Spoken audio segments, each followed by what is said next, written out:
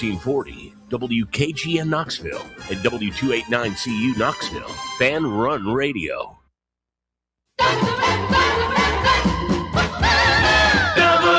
WKGN 1340. Go Vols!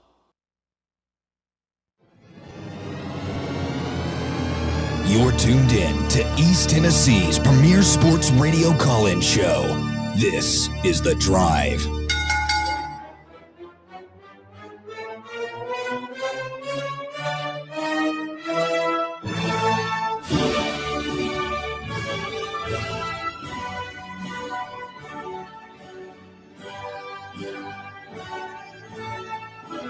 And hello, good afternoon, and welcome to another stellar edition of The Drive here on Fan Run Radio. Russell Smith punching the time clock, 3 o'clock on a chilly Monday afternoon, but we are thawing out here in West Knoxville. It is a balmy 36 degrees outside the White Claw Hard Seltzer Studios.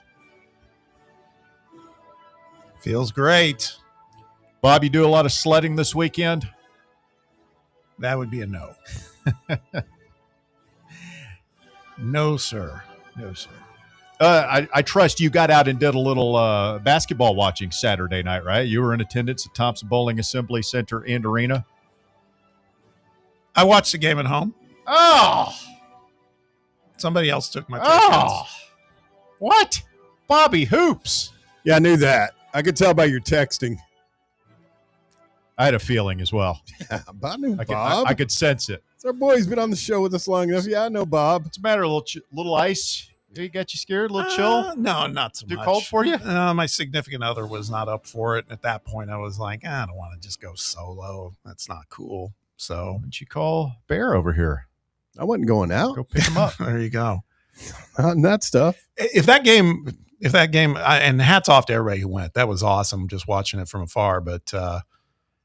That game had been at like 6:30 or 7. I definitely would have gone. I'm not going to lie. I was a little concerned about what it might have been like getting on the road. So, yeah. It wasn't that bad. Yeah, they said there was a different vibe in there because it was a lot more students. Yeah. It was a lot more vocal. Yeah, well, I mean, like I pointed that out to Polinsky when we had him on Thursday. It's like the people who are going to go Saturday night are the hardcores. I mean, the casuals like Bob would stay home, but right. the hardcores who are going to make their way down there, they're the ones that are going to be hooting and hollering, causing a ruckus. It's true. It's true. But so Walker, I take it you went? Yes, I did. I was there. You were right. I mean, the students showed out. Like they had at least 3 or 4 extra sections up in the upper dome, like filled with students with T-shirts checkering it out. Like they really showed up. Everywhere else was like 60 to 70% full. Yeah, it's awesome. I was communicating with Shump, and he was saying he thought it was like maybe 75% full, which I think he was surprised by too. So that was great. That sounds about right. 75%. What was the reaction like to Stephen Pearl, like when they introduced the team and then said, Auburn is coached by? Honestly, it wasn't much worse than any other coach that walks in there. Honestly, nice smattering of boos. Yeah, like I've heard louder boos for like when Cal would come in. It was louder when Nate Oates came in last year. Granted, again, it was only 75% full. So the boos probably weren't as loud as they could have been if the weather was fine, but it wasn't anything egregious. Are they coming up here? No. What? No. Who? Alabama. Yeah, they are. Yeah, they are. Ooh.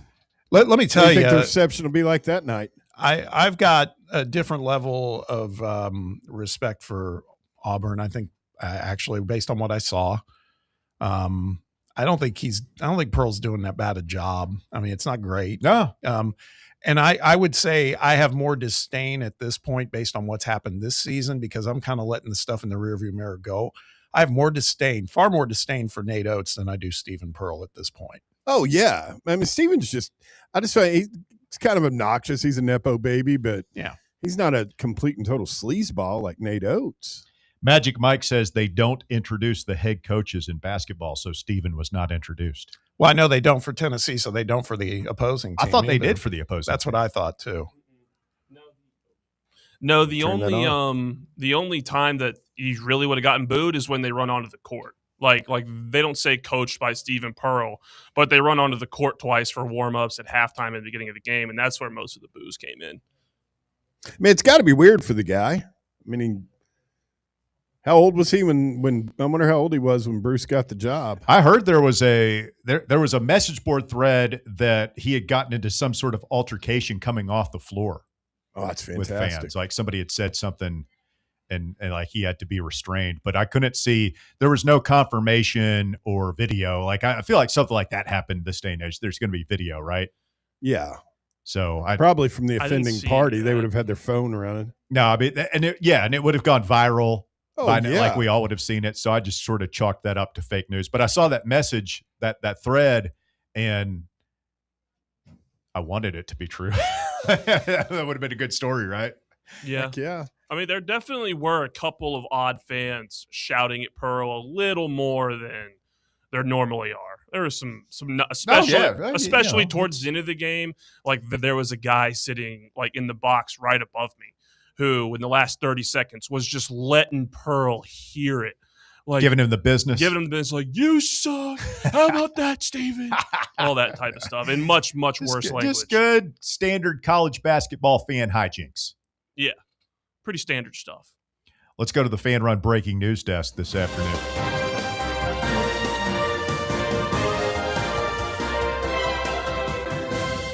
Punxsutawney Phil saw his shadow this morning at Gobbler's Knob, meaning there's 6 more weeks of winter. What a jerk.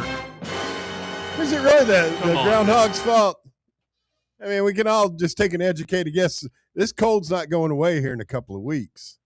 Not now. Groundhog saw his shadow, went back in the hole. Unbelievable. One of the all-time great movies. Oh, yeah. Andy McDowell. Yeah. Don't we have more? Was it the polar vortex coming later this week? It's split. I don't want to know. Don't talk about it. We don't want to talk about no more weather talk. No. Okay. I don't know. I can cheer you up, Bob, because I looked at the long range. Let's go back to the Fan Run breaking news desk this afternoon as the news is pouring in today.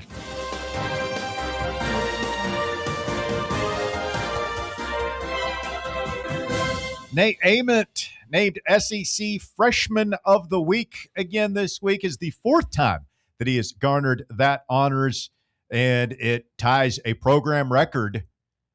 And we'll do a little impromptu Fan Run Monday afternoon trivia I was here. just going to ask the same thing.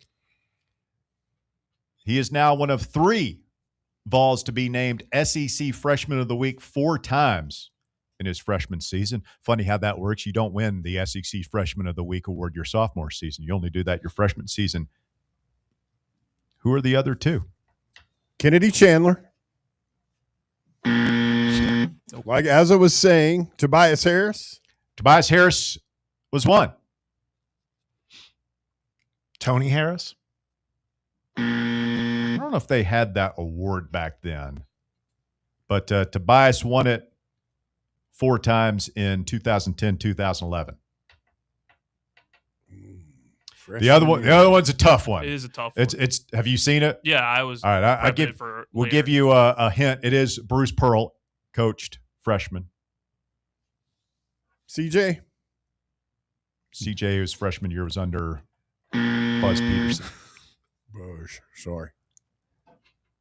Bruce Pearl. Wayne Chisholm? Nope. You have to put your thinking hat on for this one. I mean, it's a name like it'll cut. You'll know immediately who it is, but I'll give you another hint. Okay. He wasn't here very long. Ramar Smith.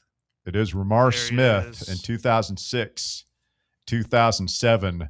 So Nate Ament joining some illustrious company there between Ramar and Tobias. Whatever happened to Ramar? Yeah, I don't know. Did he play 1 year or 2 years here? I thought 2. 2, just long enough to completely. Was he in the car that day? I thought he was in the car. No. He wasn't? I don't think he was. No, he was the reason The legend is that the reason they had a gun was because of Ramar. Oh, I'm getting the call right now. Let's go back to the Fan Run breaking news desk. Oh no.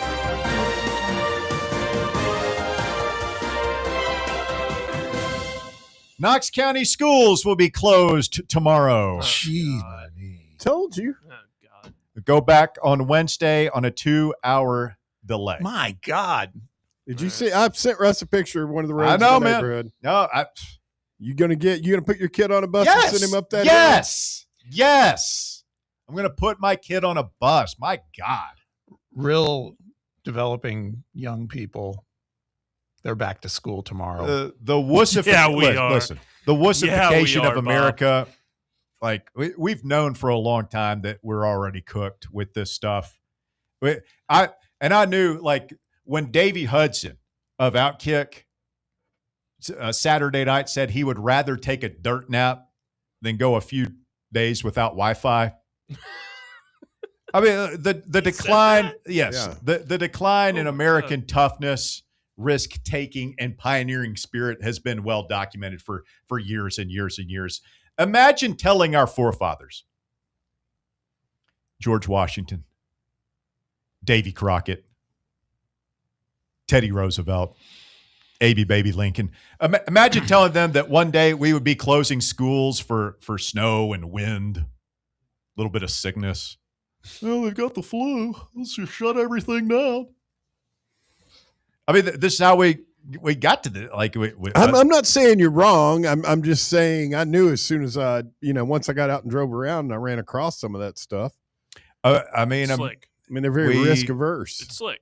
Well, and we've gotten, like all things, in moderation, man. We've gone way past the limit of what is reasonable, and now we've got a society full of kids with, peanut allergies, and they're wearing the helmets to school and all the stuff, and it's like, yeah, They're wearing helmets to school. oh, yeah, I mean, you've seen. Those are special kids, man. What if he's biking to school? What if he needs to wear a helmet? I'm just saying, like, Are you pro bicycle helmet? Like bicycle helmets? no, I'm not pro bicycle helmet. So if you see What? your kid rolling out of the garage on his bike wearing a helmet, you're going out there. Take that thing off, you son. Take it off. Take that thing off. You can act like a man. I mean, Again. it's the dilution of the gene pool, man. It used to be the kid that swallows too many marbles doesn't grow up to have kids of his own. Now that kid is out there just throwing his seed around. You see that kid everywhere. You see that kid in Washington now. You see that kid on TV. They're everywhere. And people wonder why Everything. the idiocracy has arrived so quickly. We got too safe. I've lost track of this whole conversation. I don't even know what we're talking about. So like your kids when they were little, did you seatbelt them into the back seat? These car seats. I mean, yeah, I'm not a psycho, Bob. Man, I used to stand on the back seat and lean forward and talk to the old man while we were driving. Just lean over the front seat. I'd lay in the back seat if Yeah. I could. I'd do that. Oh, yeah. Remember laying on the deck? Yeah. Well, no, I didn't do that. No. But The deck. The deck behind the back seat. what'd you weigh, like 12 pounds Oh. or something? Oh, Yeah, was how do you real get back little. there? We had a big ass car for one. This was the 70s. Those things are huge. I remember the station wagon. We had two station wagons, the full on Clark Griswold thing. You sit in the back, the way back, looking out the back window. Yeah. It's a custom cruiser, 1977 Oldsmobile party wagon. Nobody got car sick. Called those a jump seat, I think. Mm. The old man called it where me and my brothers would sit on long trips, as far away from him in the car as we could get. We were a tougher breed back then, man. Well, Tougher breed. All I know is my daughter's at school tomorrow morning at 8:20. Mm-hmm. Some schools just know how to run it. That's all right. That's right. Knox County schools. What a joke. 865-966-3435, your phone number. If you want to get on the show this afternoon, 966-3435. Your phone number. You can call or text us this afternoon, Tennessee. 3 in a row. Are we back? I don't know. Well, Are we're you back. all- We're back in the top 25. We're back there. We're playing a lot better. Some guys have come on. Hey, I mean, it's like we discussed on Voluntary Reaction Saturday night, which, by the way, little subdued. I don't know if it's the weather or people It was late. had anything to do with that, but a little subdued. Yeah, man, I think that we're starting to develop some roles, some cohesiveness, some chemistry. They've had to work their way in 3 games. They've had to work their way out of different dilemmas in each game, and they've done it. Yeah. They've done it. Down 10 points in the first half against Alabama. They won, powered through. Georgia's shooting the lights out from 3 in the first half. They figure it out. They won. Last game, Auburn, 4 of the starting 5. Well, your 5th starter is out, and then the other 4 get 3 fouls with 15-plus minutes left in the second half. Then Jacoby gets 4th foul. With what, 11? About 11 minutes left. They figured it out. They worked through it. They held serve is what I called it. They didn't look spectacular without Jacoby out there, but they figured it out. So that's what it's kind of what you're saying, Russ. Everybody's kind of figuring this team's starting to figure it out. Well, role definition is so important too, man, because like it's what do you need from these specific guys? And Boswell gets so much, like you could tell Barnes loves him, and rightfully so, man. Like he stepped into that Meshack role as just being the stat sheet stuffer and beyond, like the stuff that doesn't even show up in the stat sheets. And I think that like maybe the injuries that we've had, or Akpara misses the game the other night. We've had a couple of other, Estrella obviously in an odd way has kind of helped because it's forced people to grow up. And yeah, I mean, I still maintain what I said last week. I don't think that we're going to go on some 12-game winning streak or anything like that. I think there's going to be ups and downs. I think we're going to lose. I mean, we might lose tomorrow at home to Ole Miss, and we'll all be afterwards, oh, my God, these guys. And then they could come back and win on the road at Rupp on Saturday. So I think there's still going to be ebbs and flows to this thing, and I think we're pretty good. But my one takeaway from Saturday night, Bob, is the ceiling for this team I thought was kind of like Sweet 16 at best. Now I might be pushing the ceiling up a little higher here. Wait a couple more games for him. Yeah, I mean, I'm not going to start throwing around the FF word. No, but I mean, there have been some very encouraging signs. Guys like Amari Evans coming in and didn't do a whole lot offensively, but he did snag 8 rebounds. So I love this freshman class, man. Mm-hmm. And we're also our free throw shooting is improved. Hey, yeah. Mm-hmm. And I think the biggest thing, going back to what Bob says, all these different dilemmas, the biggest way we've gotten out of all of them is Nate Ament being a guy that can handle the offense in these tough stretches. Nothing more than right after when Jacoby Gillespie goes out with his 4th foul for a long period of time. We played through Nate Ament for probably 10 solid game minutes, and he stepped up and was crucial in all of those spots where we've had these dilemmas show up. What's wild is it could have been a 40-point game. He went ice cold. Yeah. For a long time. By the way, this is the second time I think this has happened with him. He was the one guy when he got his 3rd foul. He didn't come out of the game. He stayed in. Yeah. So it's like I noticed that too. Barnes trusts him to kind of play within himself and not do something dumb like Jacoby did on his 4th foul. It was kind of weird games. I mean, we played more zone than I think we've ever played in the Rick Barnes era. Yep. Auburn played a lot of zone. You had the foul trouble. Henderson coming in and making his appearance there. Like there was just a lot of strange, the fouling 3-point shooters. I mean, it was weird, but a win is a win is a win. All right, we got to take a quick time out. It is The Drive. It is Fan Run Radio, a chilly Monday afternoon in East Tennessee. First show of February underway here on The Drive, and we'll be right back with your phone calls coming up next here on Fan Run Radio. The Drive.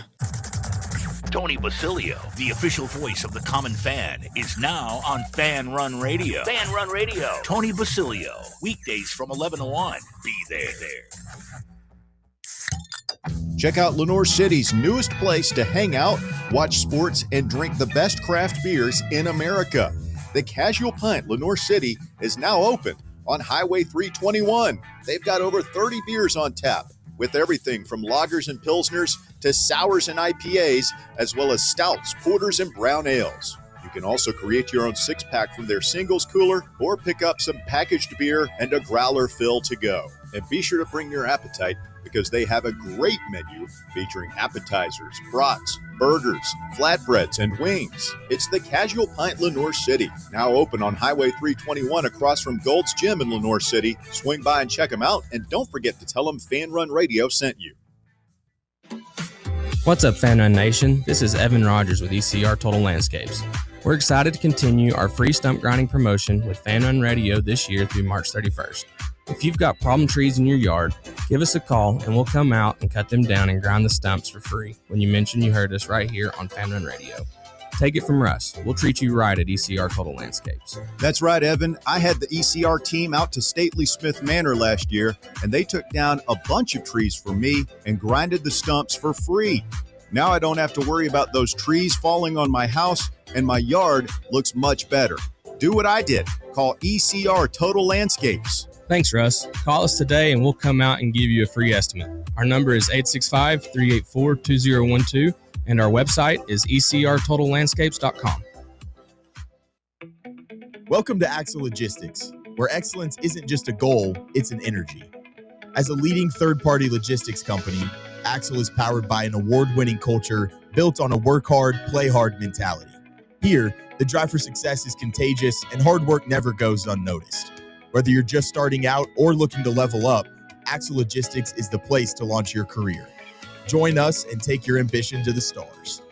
To learn more, visit axlelogistics.com. Hi, I'm Dr. Mike Costa at Knoxville Smiles. Here at Knoxville Smiles, we're all about making it easier for you to see the dentist. That's why we're now open until 7 p.m. on Tuesdays and Thursdays. If going to the dentist in the morning or during normal business hours doesn't fit your busy schedule, come see us a little later. Call 865-539-1776 to schedule your appointment, or just visit us online at knoxvillesmiles.com. Smile brighter with Knoxville Smiles.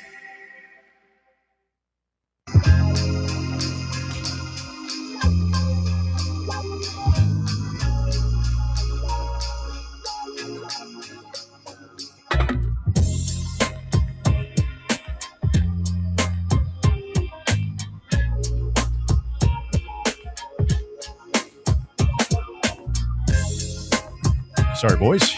Untangling my wires there. Welcome back. The drive continues. Fan Run Radio. Russell Smith, Bob Baskerville, Walker Smith, and Bear through the glass this afternoon. Taking your phone calls today, 865-966-3435. Your phone number, call or text the program this afternoon. Shout out to the YouTubers listening, watching online, and I'm sure we will read from those comments coming up soon.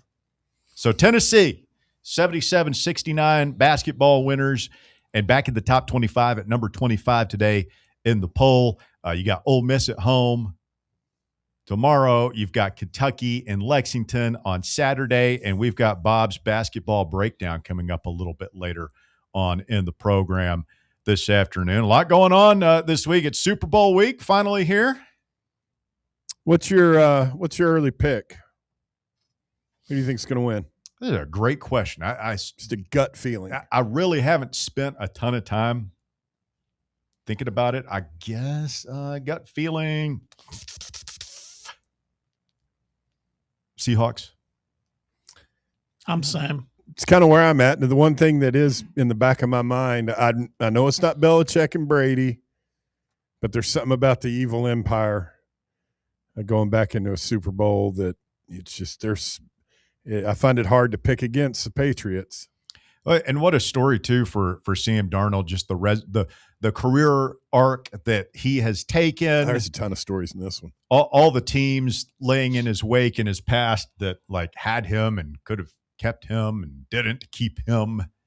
The Vikings is the one. I mean, they knew what they had. They knew that he was. And it wasn't just glimpses. He played in an elite level, like a tier 1 level for the Vikings. Well, at least the Vikings had at least they had a first round pick that they felt confident in. It might not work out for them, but I mean, the Jets, are the team that's got to be kicking themselves. Yeah, but they were never. I mean, it's the Jets, bro. They were never going to put enough and have a functioning franchise around him where he could win like this. He was a different guy there too. I mean, just to be honest, remember the Patriots game where he said that he was seeing ghosts or something like, I mean, you go from being on one of the best football teams in the country. His senior year was the year that they beat Penn State in the Rose Bowl. He was playing like he's playing now. Yeah. Does it give you some thought to, we live in such an instant gratification society, and sports are no different of, the quarterback hasn't really shown much by his second year. Throw him on the scrap heap, go get another. I'll give you a better example. How people were with Bishop Boswell. I mean, it was his freshman year. I guarantee you, if you'd asked Barnes, he would have been like everybody else, thinking he's just not good enough to play at this level. Yeah, but I think professional football is different because there's so much expectation placed on a first-round pick and quarterbacks and stuff like that. And, I mean, Darnold is not the only example of guys that we've seen who – it took a while, right? I mean, the guy he replaced, Geno Smith, was not great by any stretch of the imagination, but he was better than we thought he was going to be after his first couple of years. Baker Mayfield, another prime example of this phenomenon. Did you know that Sam Darnold, his grandfather, is one of the Marlboro men? Dick Hammer. Dick Hammer. It's a fantastic name. Really? Yes. Big Dick Hammer is one of the. He died of lung cancer. I'm pretty sure all the Marlboro men did in real life. Wasn't he a wrestler or something too? Like a. He was an Olympian. Yeah. And a firefighter. I mean, you can't get much more. I mean, it was Dick Hammer, the Marlboro man / Olympian / firefighter. Is there any? Does it get any more Americana than that? Multi-sport at USC. He played basketball and volleyball. I mean, the only other thing would be if he served during a war. Yeah, I don't know if he did that. He's probably in Vietnam. He's in there cleaning out the jungle by himself. He transitioned from sports to acting and modeling, becoming famous as a rugged, heroic figure. Damn right. Or how many young men he turned on to smoking. Dick Hammer walked in the room. The women just instantly get pregnant, just spontaneously. Not only did he serve as an LA firefighter, he also played Captain Hammer on the TV show Emergency. Hell yeah. Really? Yeah. Did you watch that? Yeah. Yeah, you did. I did too. Never heard of it. Night. Was that Randolph Mantooth? Yep. DeSoto and Gage. Randolph Mantooth? That was the actor's name. The actor's name. So the other guy ended up. You're telling me that there was a show in the 60s called 70s called Emergency, starring Randolph Mantooth and Dick Hammer. Yeah. Dick Hammer was in it. He wasn't one of the stars. The other star of the show, you would know, he ended up being a character actor. He was in Roadhouse. The guy that played the owner of the bar that hired Dalton. So he was the other lead. That was Kevin Tighe. Yeah. Yeah. I didn't know his name. Dick Hammer sired Sam Darnold's father. Yes. Unbelievable. And he passed away from lung cancer in 1999. Happens. Free cigarettes. Well, there's your Super Bowl preview, everyone. That was a good one. He's also a firefighter. But the one other NFL note. So 10, all the coaching jobs are filled now, right? 10 new coaches, and just kind of picking up on good hires, bad hires. I don't know what to make of Mike LaFleur going to the Cardinals. But I do think that the Raiders really goofed hiring Clint Kubiak, and this might come back on me as one of the all-time cold takes. But this guy, this will be his 5th team in 5 years. He's been an offensive coordinator for 1 season with the Seahawks, and it just happened to be the year that they got Sam Darnold. And I guess they play pretty good offense. But, man, if I'm the Raiders, like, why would you not go all in? I'm trying to hire Mike Tomlin. I'm trying to hire Mike McCarthy. Like, that franchise needs some stability. Knowing that you got your first pick's going to be a quarterback. Yeah, you hire a 34-year-old who's never been a head coach before. I'm calling that one now. Like, that guy might be one and done. Very unserious. It's an unserious hire. Anybody who are some of your other really bad hires? Like of all time? No, or this cycle? Year, this cycle. I mean, it's the Browns. Todd guy. Monken. Todd Monken's takes the cake on bad hires. This one.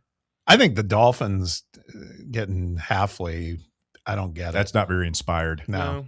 Halfley doesn't inspire much. I don't know much. That's a perfect example of, well, it didn't work out with one guy, so we're just going to do a complete 180 and get somebody completely different than the guy we had. Yeah. And by the way, it's not like it was going terribly under Mike McDonald. You just had, or McDaniel, excuse me. Yeah, you just had, like, the quarterback thing didn't work out. Tua's eggs are scrambled. Yeah, man. I mean, talk about somebody needs to wear a helmet just all the time now. Yeah, I feel bad for him. It's interesting. You have some franchises make good hires, some franchises consistently make bad hires, and some coaches are smart about this stuff. I think McCarthy was smart. Like, he got a good job. He probably could have had other jobs, and he got the Steelers. Mike McDaniel is smart. He probably could have had that Browns job. He was up for maybe the Raiders job, a couple of other ones, and he's like, you know what? I'm going to go to LA. I'm going to coach Justin Herbert for a year.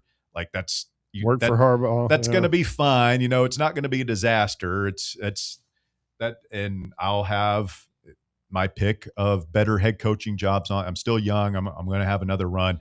And by the way, it's kind of the same thing we were talking about with Brian Dable a week ago when it's like, do you go coach offense with the Titans, or do you be the head coach of the Raiders? It's not a good job. I understand Clint Kubiak, you're a young guy. Who knows? You might never get an opportunity to be a head coach. You go ahead and jump on that. But I just think if you're Mike McDaniel, you'll get a second chance. There's no guarantee that you get a third chance, right? So you better be selective. And if Brian Dable has the kind of success we all hope he does as Titans offensive coordinator, like, you better be selective, man. Don't take that Jets job. Don't do it. Wait for a really good, does Harbaugh hang it? You could be the head coach of the Chargers. Try and get into a good organization with stable ownership, stable management, and a good quarterback situation. Yeah. Either a good quarterback situation or a means to get to a good quarterback situation. Gus Malzahn has retired again. How old is he now? I think he was 60-ish, 63. He is exactly 60. 60? Yep. You think he's retired for good, or do you think he's just like, I'm going to get off the sinking ship Florida State and wait for my next opportunity? What if he might end up somewhere as either an analyst or maybe just being a coordinator or something? It is weird. He only put in one year there. So I don't know. Makes you wonder if it is one or the other. Who did they end up with their quarterback? They still have Castellanos, don't they? I thought they. I've got no clue. You want to talk about a fan base melting down right now? Yeah. Especially with Miami just killing it in the portal, and could have easily been a national championship this year. They're down bad. They signed Auburn transfer Ashton Daniels. Yes. Ooh. Yeah, that sounds 60 years old. Gus Mal, that's like, I don't want to be here. I'm going to take a year off, do a little TV, maybe go, like Bear said, go be an analyst somewhere on a good program, learn some new things, and probably not going to be a head coach again anywhere half decent, but try and find a good OC job. Try and become a Chip Kelly-like figure. See if I can get a good SEC OC job or something like that here in a year or two. That seems like it would be. It's so much less stress than being the head coach. He's already made, probably more money than he could spend in a lifetime. At that point, if it were me, I'd probably be like, if you don't crave, if you're not driven to be the head coach, like, your life's a lot easier if you're a coordinator. You have to do all those appearances, not always on TV. Just make your money, coach ball, and go home. Section YY8 on the YouTube chat says Danny gave away free pretzels after the game. Who says he isn't generous? It's because they were going to have to throw them out. I got news for you. I didn't get a free Where do you pretzel. go for the free pretzel? I have no idea. I've wondered that, man, because I was at a game earlier and I was down there in the Riverside Club, like walking out after the game and noticed a lot of food. Yeah. Like they were just sitting there. I was like, oh, throw those things out.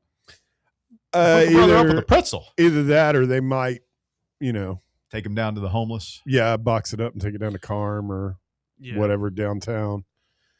Well, I would be really upset if they were throwing food away.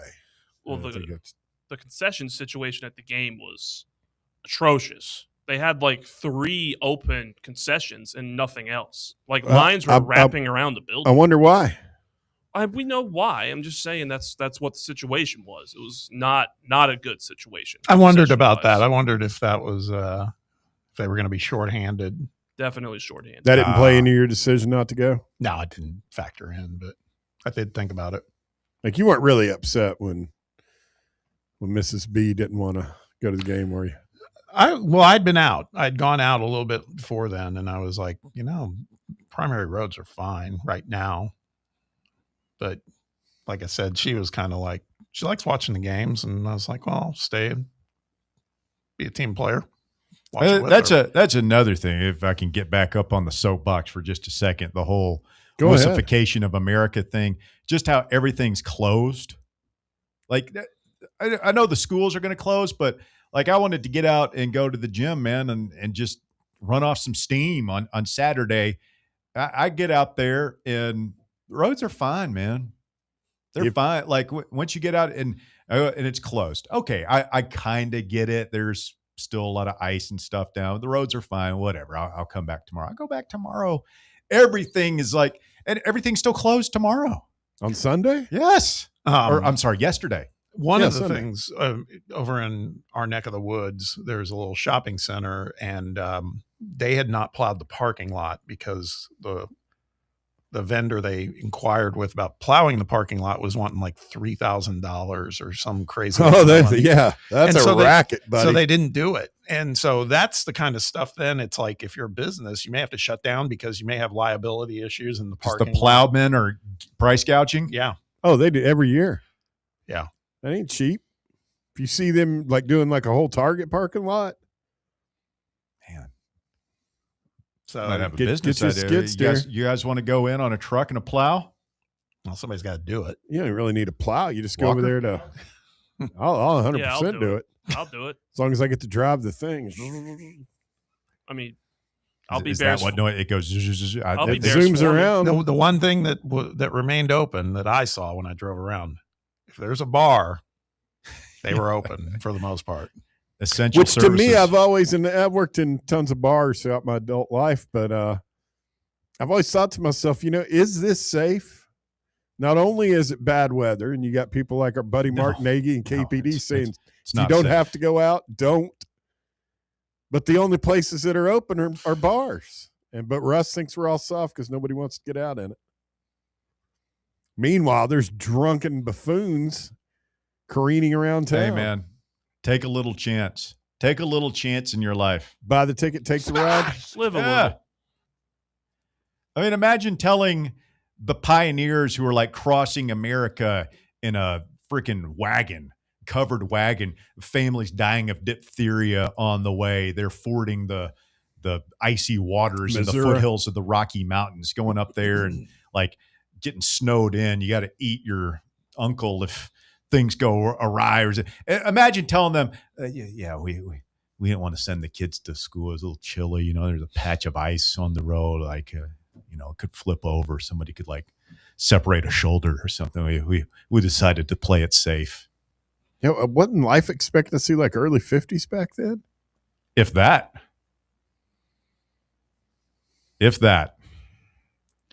Michael says, what's more meaningless, the groundhog prediction or the basketball top 25 polls? Groundhog prediction. Top 25 polls play into how people are seeded for the tournament, at least somewhat. Bob, where you at? We are a 6 seed last week on bracketology. If we're number 25, that means you're 5 line. You're about to approach the 5 line, right? I think one of the bracketologies had us as the top ranked 6 seed, which is 25. What Moving on up. What's our what would you put our ceiling at seed wise? That's what I was wanting to ask you Saturday. 4 tops, but I feel that's going to be hard too. Yeah. Well, 18th on Ken Palm. I think we're around number 20 in the net. Yep. So, I mean, you're right there knocking on the door and 4 seed. I mean, I don't want to be on that 5 line though. I'd rather be a 6. You'd rather be a 6 than a 5? Hey, have that whole 5-12 mojo thing. 5-12 is scary. First things first, I'm more focused at the moment on what can we do to get to double bye status, which is top 4 for the SEC tournament. Where do you stand on whether either you win the whole thing or you're almost better off getting beat the first time you go out there just so you can get home and rest before the real tournament starts? It's always been a debate on here. Well, on our show, at least. Can you get to the 4 line? That would be the thing, is like if you're playing for a 4 seed in the big dance and you can do that by making a little run, getting at least to Saturday. Yeah. Then I think that's worth it. But the major takeaway from the past couple of years, the SEC tournament, is it doesn't matter. It's true. But I also don't think, I mean, we were in the championship game last year, had a hard fought run through the tournament, got our tails kicked, but not tails kicked, but lost decisively, I would say, to Florida in the championship game. And I don't think, we weren't. Didn't affect us. No, we weren't heavy-legged or anything in the NCAA tournament. We played fine. Just happened to run into Houston in the Elite Eight. Yeah. Matchups, man. That's what it's really about. I mean, we do this every year. We try and get into the bracketology. Yeah. Oh, is it better to be It's just about matchups, man. It's luck of the draw. And the one year we got lucky with our draw, it opened wide open. We could have just duck walked to the Final Four. It's about peaking at the right time, playing well, obviously. Yeah, and no injuries. What is the draw? Kyle Alexander got a hip pointer, and that nun put her mojo on us, and we were out. That was a year. R.I.P. Sister Jean. That's right. Lay off the dead, bro. From all of us here at Fan Run. From all including of us. Cody. Yes, especially Cody. Quick timeout. You're listening to The Drive. It's Fan Run Radio. Coming up, we got Bob's basketball breakdown. We'll also take a look at the Grammys for some reason. Did you happen to see one young lady's outfit last night? Talking about Tiana Taylor? No, I was talking about Chapel Roan. Chapel Roan. Oh, Chapel Roan. Yeah. That was on the red carpet. She did not have that on during the show. We'll talk about it. We have a So full chill. Grammys update coming up. Stay tuned. You're listening to The Drive. It's Fan Run Radio. Back with more right after this. The Drive. Check out exclusive Fan Run video content on YouTube. Just search Fan Run Sports and be sure to like and subscribe. Barley's has live music on weekends, general team trivia on Wednesday nights at 8 p.m., and now live sports trivia courtesy of the Knoxville Trivia Guys every Thursday night upstairs. The game starts at 7 p.m. and is free to play for everyone, so head on down to the Old City and show off your sports knowledge and win gift cards to Barley's. Use those gift cards to buy some delicious food and drinks, and you can take it all in with their wide selection of TVs and indoor projectors. Barley's Tap Room and Pizzeria. Vol fans, reimagine your home at Broadway Carpets and Flooring for any remodeling or building needs. With a variety of carpets, rugs, hardwood, vinyl, and stone, Broadway has all the flooring and installation options you're looking for, including pet-resistant products like Pet Perfect Carpet from Shaw Floors. Visit their showroom in downtown Knoxville or the location in West Knoxville located on Kingston Pike near Pellissippi Parkway today.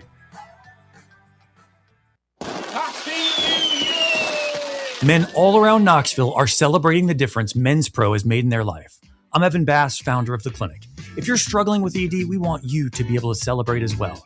As men, we hate going to the doctor, but Men's Pro was designed to take care of men like you better. These things can get worse if untreated, but you're not alone. The medical support team at Men's Pro has your back. Today's the day to feel alive again. ED, performance issues, enhancement. We've effectively helped men jumpstart their performance comprehensively and with proven medication dialed in just for you. With same-day booking, you can meet our passionate team, and under guidance from our medical provider, you could leave with a plan that changes your life. The number one thing we hear guys say is, I forgot how I used to feel. Guys, it's time to feel amazing and crush this new year. Call my team right now and let us treat you to an unforgettable experience. Dial 865-544-8220 or go to menspronknoxville.com. What kind of day is it? It's a White Claw day. Light and refreshing tasting, uniquely cold way filtered. There's an iconic flavor for everyone. Come on, grab a pack. White Claw. Grab life by the claw. Please drink responsibly. Hard seltzer with flavor. White Claw Seltzer Works, Chicago, Illinois. Yee-haw! I've been hooting and hollering ever since I started betting with the VIP Play app. VIP Play has more than 200 leagues. Every bet type you can imagine. Live betting and live hosts, all with 24/7 support from real live people when you need them. Start betting better with the VIP Play app today. Don't be a better, be a better with VIP Play today. Download VIP Play today or head to VIPPlayApp.com. Make sure you use the promo code FANRUN to take advantage of their welcome bonus and so they know that we sent you. Gambling problem? Call 1-800-8899-789. Must be 21 or older and located in Tennessee to bet.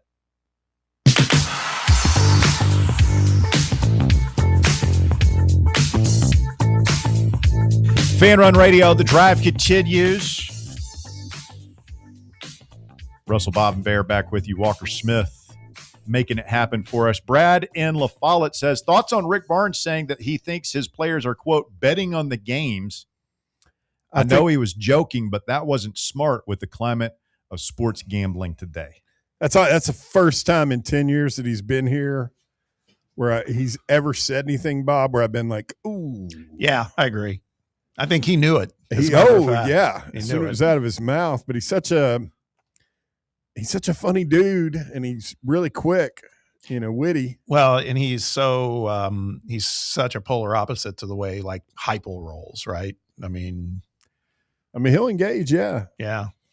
And that's part of the reason that I think Heupel and most football coaches don't engage on that level is because they're afraid they're going to have a slip up, which is all that was. To me, it's a complete non-issue. Yeah, I agree. But I think that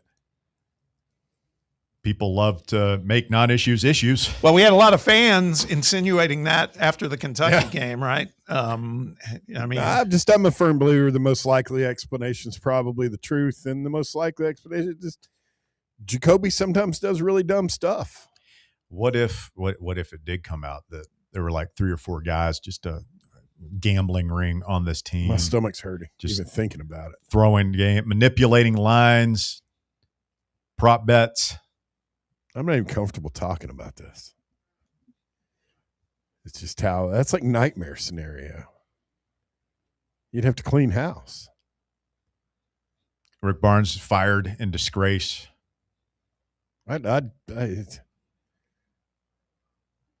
This is the greatest era of Tennessee basketball. And we can't go hire Josh Schertz now because he's being reprimanded by his own school for going out and drinking with the common fans after the game. But doing a little boozing? Danny White would lose his job. We'd hire. Can you imagine the schmuck they would hire? Some lily white guy who'd come in here. They'd hire the most boring, awful basketball coach they could find. That Konzo part 2. It's basically that's what they did. They might when rehire they got rid Konzo. of Pearl. They might bring him back. Let's run it back. They went with the guy who was not going to play in the gray area at all, milquetoast coach. Speaking of Pearl, did you happen to see his interview where he talked about the Nate Oates situation? Yeah. And he actually came clean and for the first time that I can remember said, I messed up when he lost his job here. He said, he goes, had a recruit over for a barbecue, and he goes, and then I lied about it. It was like, he's taking responsibility. How about that? The first time for everything. Now, why do you know the context of why he was making those comments? Oh yeah, because he's saying Oates should burn. That Alabama should not be eligible for the NCAA tournament. He's not. That the whole smashed. And what was the other part of it? Joke. Yeah, that's it. We come down here and we get smashed. Smashed. He hates Alabama. Yeah, I mean, he's coached at Tennessee and Auburn. Can you blame him? Not really. But you could tell when as soon as it was out of his mouth, Barnes, like oh my God, why did I just say that? Oh, yeah. I mean, I can relate. Yeah, you're one of us. Oh my God. If you're Danny White, do you have a conversation with him? Oh, you don't have to. I don't think so. I mean, he almost knew immediately. I also loved how he played it off. He wasn't like, oh my God. He was just like, I probably shouldn't have said that. I mean, he was just very, very calm. He looked about it. he did look kind of sheepish though. It was strange to see Captain Confidence all of a sudden rattled a little bit. I mean, he's like granddaddy. You don't expect granddaddy to make a mistake like that. Yeah. We'll get into this Grammy thing. I know there's a lot of controversy coming out of the Grammys last night. We've got a full report compiled for you coming up here later on in the show, as I know everybody was watching the Grammys last night. Who performed? Watch some of it. We've got a report coming on. Okay. Just keep the tease. I was watching the Bear. I've done. You'll be surprised. You'll be proud of me. What'd you do? I've fallen into a bit of a Bondathon. I don't. Those are the greatest movies, man. They're all on Netflix. Yes, and you can watch them at 1.5 speed. So you just watching them in order. You just crank them out. Yeah, man. I just finished Thunderball last night. Do you notice how like the Asian actors weren't always Asian? I mean, that was pretty commonplace back in the 60s. Like, yeah. Newsflash: the Native Americans in the cowboy and Indian movies, not always Native American. The guy who usually weren't. The Indian with the tear thing, the "Don't Litter" commercial. I heard. Really, that guy wasn't Indian? That's what I'd always heard. I'm not sure if it's 100%. I'll have to check on it. Whole world's crashing down on me, but no, man. The Connery Bonds, just give it a little slap. They kind of hold up. The other thing that made me think of that is he does slap the hell out of that woman in From Russia with Love. The second one, they're on the train and he comes in and he thinks she's a spy and he just clocks her. Open hand slap, not a little slap, No, this is a full on B slap. Yeah, just about knocked her out. Yeah, he brought it from waist level up, and nobody.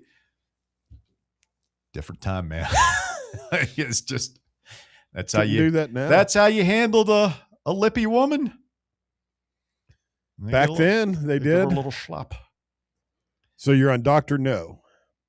No, Dr. No was the first one. Oh, Thunderball. What'd you say? Thunderball is the fourth one. Okay. So I'm not sure what the fifth one is, but I'll probably get into it. I can't. Probably Goldfinger. No, Goldfinger was the second one. Second. No, fourth. Third. It goes Dr. No, From Russia with Love, Goldfinger, Thunderball. Thunderball, 40 minutes of that movie filmed underwater. Did not know that. Little boring. I don't know, little man. boring. It is kind of cool a little bit. Tracks. The underwater combat scene. They're firing spears at each other. I mean, the one woman, the French woman, Domino in Thunderball. Like if we're ranking the Bond women, which we won't do because this segment is already a little too misogynistic, but Domino would be Domino, not Ursula Andress. I'll go Domino over Ursula. Walker and I are just along for the ride right now. Well, you're not a Bond guy. No. Have you seen any James Bond movies? Not many. How are you not a Bond guy? I'm just not. It doesn't surprise me. Nah, I'm just a Daniel Craig Bond guy. You never seen any of the old ones? No, just Daniel Craig. You're missing out on Roger Moore was probably the best. Those were I don't know if he was the best Bond, but those were the best movies. Just because they had become so formulaic and just really hit their stride, and they found like the most outlandish premises, special effects for the movies, the plot devices, and everything. Moonraker kind of jumped the shark. But. Yeah. I don't know. It's just so hard to believe that any of them can be better than Skyfall and Casino Royale. Like those are different. Those are two of my favorite movies. Those are different kinds of movies. Have they announced a new Bond yet? No, we don't even know who it's going to be. There are rumors that they have settled on who's going to do the theme for the new one. Who's that? Oasis. Oh, gosh. Jesus. Wait, so we don't even know who's going to be Bond. Yeah. But we know who's going to do the theme? Supposedly, I it's don't going to think be that's Oasis. Look it up. I'm going to do some research. Wow. Yeah, I mean, it's been like 5 years or so since the last one, right? I mean, we're about to do a reboot. GBO Kyle Beach 865, and I'm with him on this, says I like Mission Impossible better myself, and I agree. Oh, with a 5'6" action figure guy that Tom Cruise. Don't even get into a conversation about who's just rumor right now. Who's a great lead man for action movies. Tom Cruise is phenomenal. Tom Cruise is phenomenal. Awesome. The Mission Impossible movies never did it for me. Really, I love all of those movies. They lost me. I watched the AI one was. I mean, it was here's the difference between Bond and Mission Impossible. You watch those Mission Impossible movies, nobody's like, yeah, I want to be that guy. If you're a red-blooded American or British male and you're watching James Bond movie, you're like, you know what? That's a career option. Yeah. You don't get that with Tom Cruise. I could do that. I think I could do that. I felt like they kind of jumped the shark. I could travel the globe betting fabulous women and playing baccarat and killing bad going guys. to casinos and foiling terror plots, drinking. Yes, and getting smashed. Hour number 2 of The Drive coming up. It's Fan Run Radio. Stay with us.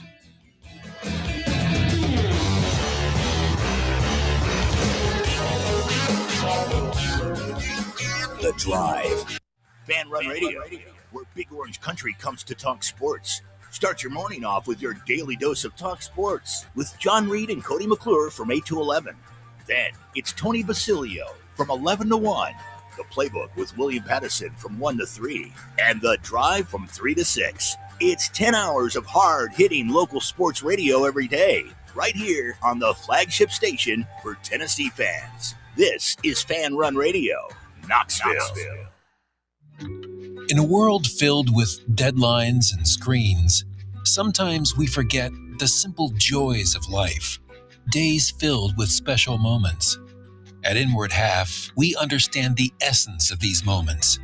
Feel the difference between our breathable fabrics and flexible apparel as you disconnect from the hustle and bustle and reconnect with what truly matters. Inward Half, simple luxury for on and off the course. Hey, Vols fans, Cody Brown here. I grew up right here in Tennessee and know what it means when someone says, I've got your back. That's why you can trust Farm Bureau Insurance of Tennessee. Whether it's your home, your vehicle, your family's future, or the business you built from the ground up, we will show up for all of your insurance needs. We are Tennesseans who understand what matters, which is doing right by you. Insurance is not all about just paperwork and policies, but it's about the people we insure every day. So if you want insurance that hits home, give me a call at 865-992-3871. Go Vols. Have you ever found yourself wishing your clothes looked brand new again? Whether it's your favorite suit, that little black dress, or your comfy winter coat, Crown Cleaners can make it happen. From stubborn stains to delicate fabrics, the expert team at Crown Cleaners uses the latest cleaning technology to ensure your clothes come back looking and feeling fresh. Visit one of their 2 area locations, Kingston Pike on Bearden Hill or South North Shore Drive near Dunkin' Donuts. Online at crowncleaners.com. Crown Cleaners, a tradition of excellence. Citizens National Bank. Life is more fun with a Good Life checking account from Citizens National Bank, offering extra benefits including bank travel. This September, experience the perfect fall getaway on the New England Rails and Sails Tour, or join CNB in October to chase the Northern Lights in Iceland. Get in on the fun by calling 865-429-7935. Citizens National Bank. Banking never felt so good. Member FDIC. Finish your high school diploma for you and your family. Visit finishyourdiploma.org to find free adult education centers near you. Brought to you by the Dollar General Literacy Foundation and the Ad Council. You're listening to FM 105.7 and AM 1340, WKGN Knoxville, and W289CU Knoxville, Fan Run Radio. Today, we raise a glass of Jameson Irish whiskey to the sport of football. Hear, hear! To Gaelic football, born in Ireland in 1885 in its thrilling blend of soccer, rugby and basketball. On a massive field, 15 players kick or hand pass a round ball to score points over a bar or into a net. No pads, no helmet, no sense. Hear, hear! To college football, which kicked off in 1869 when Rutgers beat Princeton 6-4 in the Battle of New Jersey. With 11 players and helmets and pads, teams battle on a 100-yard gridiron with explosive pass plays and hard-hitting tackles. Unless you're called for targeting. Hear, hear! Since 1780, Jameson Irish whiskey has been enjoyed by sports fans all around the globe. Whether your football is Gaelic, American, or even soccer, we can all agree on super smooth Jameson Irish whiskey. Hear, hear! It's time for the Drive's Top 4 at 4. For number 2 of the Drive underway, it's Fan Run Radio, and the Top 4 at 4 is brought to you this afternoon by the fine folks at ECR Total Landscapes. Walker Smith, what you got? At number 1, Tennessee basketball did not have an update on Felix Okpara and his left calf injury before practice today. The senior center missed the win over Auburn on Saturday night, the first missed game of his Tennessee career. Okpara was dressed for practice today, but didn't participate. It first became an issue for Okpara Friday night before the game. Oh, yeah, Okpara. We need him back. He is important. He's noticeable when he's not out there. Hey, Bob, if I had told you before the game, Saturday morning, hey, Okpara isn't going to play. Yeah, I'm just running with Okpara at this point. I like it. And Estrella is going to have foul trouble. And, what did he play, 18 minutes? Yeah, I think 16, 17. If I told you that Okpara's not going to play, Estrella's going to play less than 20 minutes, what would you have thought? Thought somebody was going to need to step up. Who, if you would have told me that all that was going to happen and that Dwayne Brown was going to play 34 minutes and Jalen Carey was going to play 27, I would have been like, get out of here. But that's what they did. I mean, especially since he's not much more than a week out from hyperextending his knee. Yeah. I saw Carey on local news last night. I did too. Interview. It's the first time I've really seen him talk at length. He is ginormous. He is, but he seemed like a pretty good guy, pretty soft spoken, given how impressive. Yeah, given how big he is. Would you say he's the anti-Boo Carter? Well, yeah. I mean, this guy's. Did you guys see that? No, you haven't seen that. No. What are you talking about? But yeah, no. This Boo Carter did it's not really an interview. All that social media stuff that Dion does and that Colorado does. There's a good 5-minute or so interview with him with Boo. He's working out at their facility or something, and the guy's asking him questions. And let's just say, after watching him speak, I'm amazed that he doesn't put his eye out with a fork. No, Jalen Carey's a young professional. Very I'm glad to put see together. him get it together, man, after that unfortunate incident after the Kentucky game. I know a lot of people were kind of, I won't say out on him, but just very disappointed in the way he conducted himself. And he's bounced back. I mean, him and Brown combined for 23 points and 15 boards. This freshman class, dude. I mean, set Nate Amon aside. Yeah. That, is it 3 of them? The 3 of them? Yeah, all Evans, Brown, fantastic Henderson. prospects. Did you see Nate's quote about Dwayne Brown in the post game though? He said he loved him and he loves playing with him, but he couldn't jump over 2 stacks of paper. Nice. 2 sheets of paper. I like that. Oh man, Nate's starting to open up a little. Yeah, they're all. I mean, just from the way Barnes talks about him, he's always seemed like a good kid. Now that we're playing well, you get to see kind of the smile that he talks about and all that. It's good to see. At number 2, Nate Amon is the SEC Freshman of the Week for the 4th time this season after 2 or more excellent games against Georgia and Auburn last week.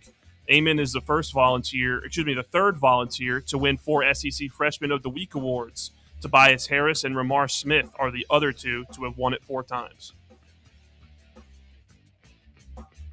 I mean, he's just putting it all together, man. He gets a little bit better every time out. And you keep waiting for him to have an off game because you know that teams are going to start game planning for him.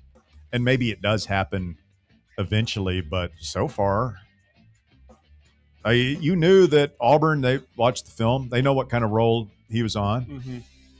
Couldn't slow him down. Yeah, and he's really starting to succeed in kind of the NBA style that he plays in, which is get to your spot, make a guy either foul you or leave you open enough to shoot it. And early in the season, that wasn't working a lot because he was still kind of learning the league and learning how good he was. But now, the way he plays, like, it's exactly how you're supposed to play in the NBA nowadays, and it's working for him. I look at the 4 for 16 from the field that he shot, and then how many times he went to the line. I mean, I view that as kind of, I want him to hit more shots, obviously, but that's a positive from the standpoint he's not recoiling at all. Mm-hmm. He's going after it. Past 6 games, he's averaging 21 plus points a game, 6 plus boards. I'll take it. He's become really good. How about that? I just remember how, again, not disappointed we were in him, but just maybe a little disappointed. I just frustrated. It was like, hey, man, we're paying this dude $3 million a year, and it's not really happening. Yeah. We're not going to get a return on this investment. All of a sudden, this is what I talk about, the ceiling for this team. A little bit higher than we thought it was a couple weeks ago. The 6 games prior to the streak he's on, he averaged 11 points a game. The flip switched, and now he's also making his foul shots a lot more now than he was in that first stretch of games, which is helping him out a lot. Yep. At number 3, Florida State offensive coordinator Gus Malzahn announced his retirement today after 35 years spent in coaching, including stints as the head coach at Arkansas State, Auburn, and UCF. Malzahn, 60, spent this past season with the Seminoles to be closer to family after stepping down at UCF. In 13 years as a head coach, Malzahn went 105-62 with only 2 losing seasons. What's the first thing you think of when you think Gus Malzahn? Mitch Mustaine. See, the first thing, it's interesting because he coached them to the national championship game, right? Couple plays away from beating Florida State in 2014 for a natty. That's right. The first thing I think of is Cam.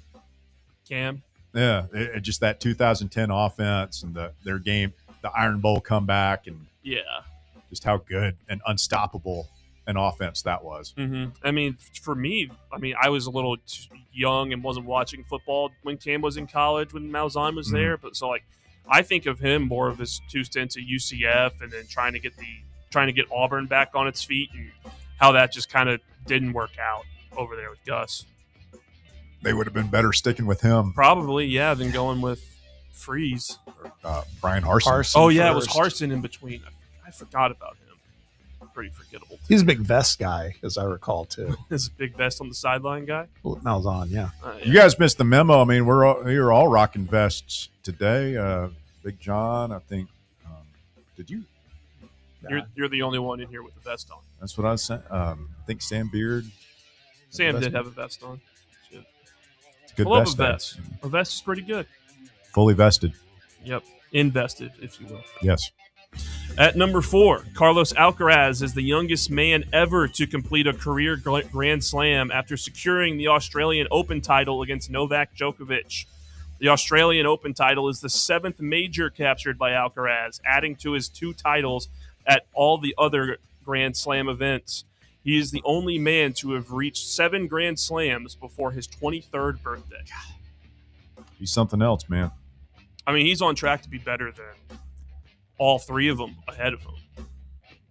It's weird how in the tennis world, you don't hold on to that GOAT status for very long. Like Federer was unquestionably, like, you had a debate before that, right? Is it Agassi or Sampras or whoever you thought was Rod Laver, and now then it was Federer's the best for like a year or two, and then it was Nadal, and then it was Djokovic, and now like this dude is, barring some sort of terrible injury, certainly on the trajectory of being the best tennis player of all time.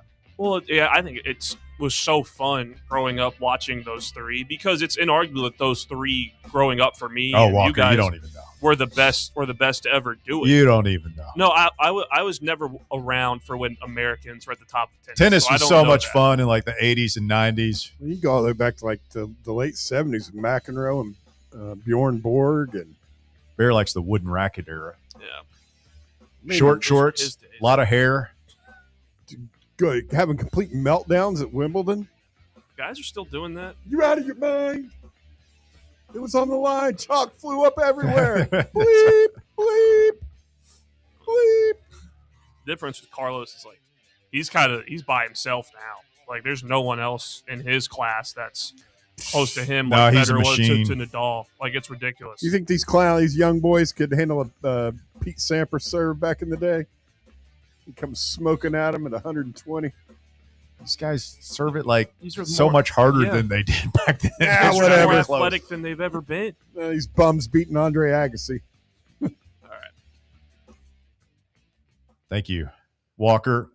That is the top 4 at 4 brought to you by ECR Total Landscapes. You check them out online at ecrtotallandscapes.com. And yes, Walker, the flip switched did make the Drive Dictionary. Yeah, I was thinking that list is I heard it. starting to Oh, did I say that? Yeah. Oh, Baby club ceiling too. baby club ceiling. Orange flavored glasses might be my favorite. Shout out to Jamie with the orange flavored glasses. I can't believe I said that. It's good. I'm done. I wasn't going to call you out. I mean, it's good. I'm done. Can't talk anymore. It's over. Can't do it. 865-966-3435. What do you is Tennessee basketball back after 3 in a row? I think we're trending up. How about that? Are the Vols back? We'll put the poll in the field here this afternoon. Are we tempting the wrath of the whatever high atop the thing? That's kind of I'm so superstitious that I just want to kind of take it a game at a time. Well, I mean, we had an all-time, or not all-time, just another example of someone tempting the whatever high atop the thing on Friday. Bob telling us we weren't going to get a whole lot of snow, and then let alone we get Bob. snow. Oh, come on. A whole lot? I feel like the rest of us deserve, and I told you so here. Get it, Russ. Oh, yeah. Come on. I feel like we deserve it. Deserve it. Should have listened to meteorologist Bear over there. Yep. Bear said like 24 inches or something. I was a little off. I went and did a that little measurement, 3.5 inches. I said 3 to 6 inches, Bob. 3.5 is what I got, which is hardly crippling. The cold temperatures It is shut what this city compounded. down for 24 Yeah, hours. the gym was closed yesterday. Kept you from the game. Yeah. That's true. That was the cold temperatures that did that, not so much the We're snow. leaving the toasty confines of the Baskerville estate. Yeah. Some adult beverages. What would Rick There, say? too. What would Rick say if he knew that he would understand. his He- good, close personal friend, I'll Bob be Baskerville. there tomorrow night against Ole Miss. Oh, yeah. A game which is Yeah. not really that big of a game, but I'll be there. What's your beverage of choice, Bob? What's your poison? Ice water. Cold with, beverages, ice with water. some 50-year-old You seem like Johnny a Walker Blue in it? Crevassier guy. No. Do you have a nice bar? Like a couple of like nice looking bottles, like half in Yeah. various form. That's not anything I arrange. My wife does that, but Any chance a fan run crew could have a shot at it? Your wife arranges the bar. yeah, I mean, She'll bell like it to get a up, little Barbie! saucy, Mrs. no, B. I'm just saying Wants to she's about Tip back a few. she's about presentation is my point. It's not like she's It's okay. You're married to an alcoholic. We get taking it. It's fine. inventory. No, that's not it at all. I'm a vodka fan. Shout out to Vodka. Sue. We know it's, Sue loves Okay. us. Reed and I, that's when we knew we were simpatico back in our morning show days. We both like the clear. Oh, first thing in the morning, like 7 a.m. You guys were Well, Bloody Mary action. Well, No comment. you're closer to the rest of us than we thought. Wow. Okay. Vodka. No wonder that show didn't last. Guys had a severe drinking problem. Chugging 8 Bloody It's- Marys in the 8 block. It all makes so much more sense now. Yeah. All right. Well, we'll have Bob's full basketball breakdown coming up here in about 5 minutes on the air. Very, very excited. Very excited to get into some of these other games too. My favorite, and I don't want to steal too much of your thunder, my favorite scene from the weekend, Dusty May sitting. I've got that in my notes, yeah. On the bench. Oh, did you guys see this? Before yes, well, the people were was just going crazy around. Full on, like, this is before my time, but people said, like, Ray Mears, when Tennessee would go to Vanderbilt, he would wear his orange jacket and he would walk down, like he would make a big production. He would come out and walk all the way, across the Memorial, that huge floor at Memorial Gym, and just stand right under their goal, Vandy's goal, while they did their warm-up lines. And like the fans would just go berserk. And then the other one was Bear Bryant would apparently do the same. Like he would come out and just lean on Tennessee's goalpost and watch pregame warm-ups. But Dusty May, there's video. You got to get. I put this on my Twitter feed. You got to go see it.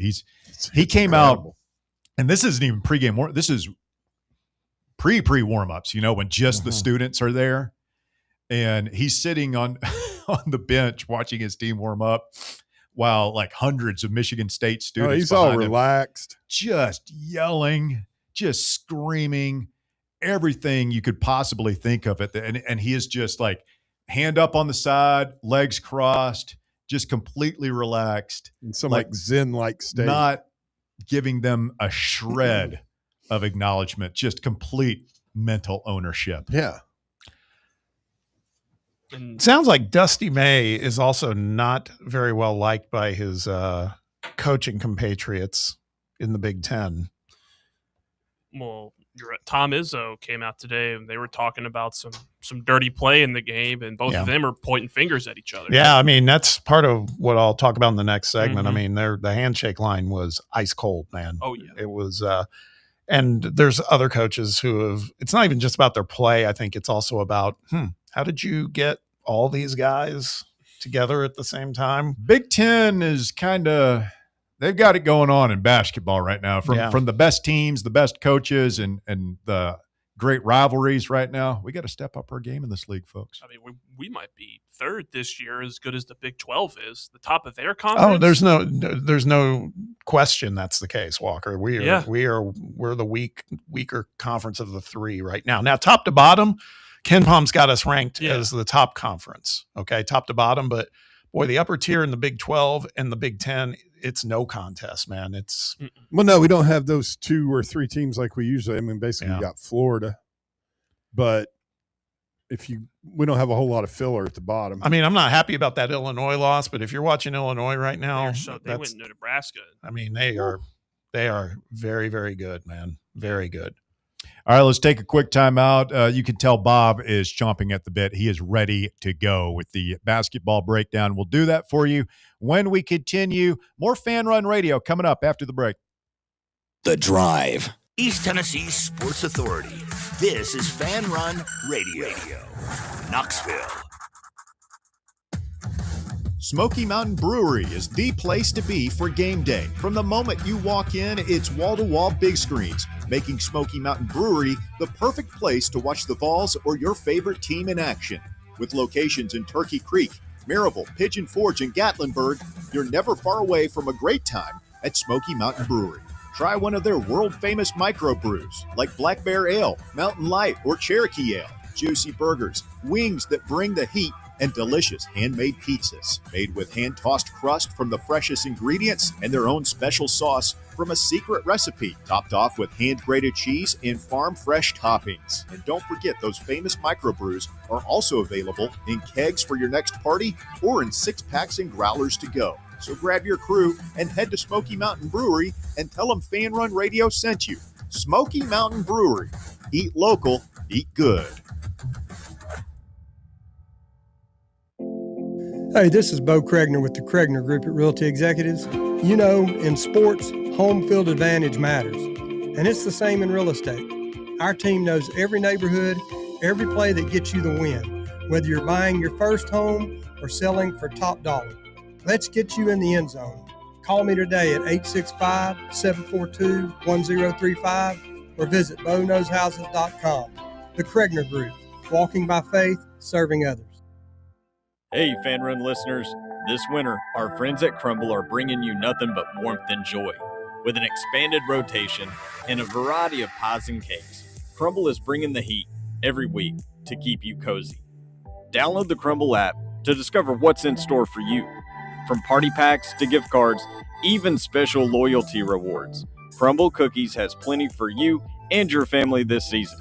Shake the frost this winter and cozy up to your nearest Crumble location. Dick's House of Sport at Westtown Mall is a destination devoted to sport, and it's your destination for exclusive events and experiences. Come visit a store like no other. Check out our 40-foot rock wall, golf performance center, Hit Tracks batting cage, and outdoor turf field. You can now rent our space for private events and birthday parties. Learn more about our events and exclusive product launches on Facebook and Instagram at Dick's House of Sport KNX. Dick's House of Sport, proud partner of Tennessee Athletics. Blackford Veterinary Surgery Referral specializes in surgeries not regularly performed by your pet's general veterinarian. They're currently accepting referrals from vets all across the country. With their newly renovated state-of-the-art surgery center and highly trained staff, clients can rely on professional and thorough care. If your vet says that your pet needs surgery or rehab, ask for a referral to Blackford Vet and let them get your best friend back on its feet. Located conveniently in West Knoxville. For more information, visit blackfordvetsurgery.com.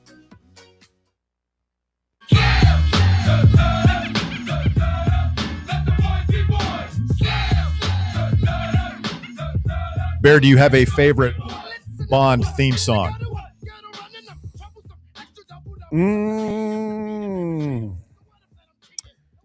Maybe Goldfinger, maybe. Was that Shirley Bassey?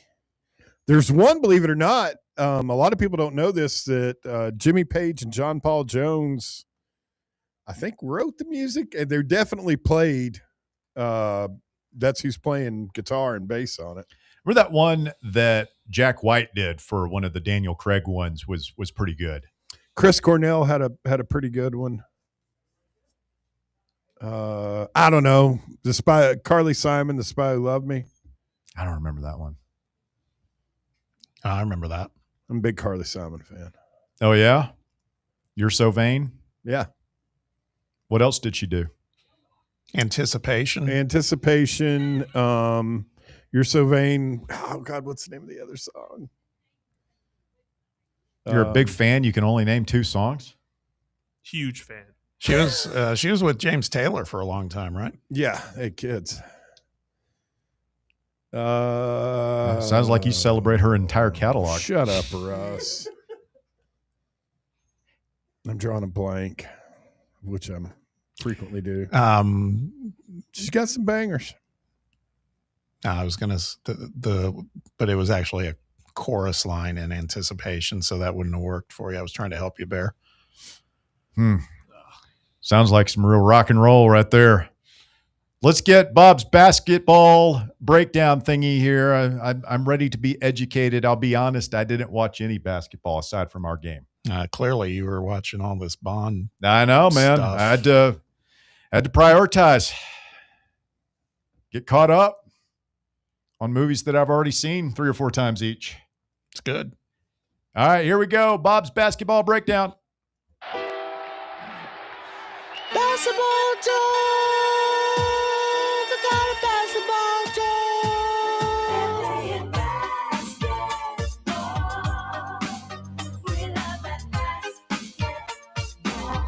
It's time for Bob's basketball breakdown with Bobby Hoops, Bobby Buckets, Round Ball Bob, Old Bobby Blacktop, Basket Bob, Round Ball Robert.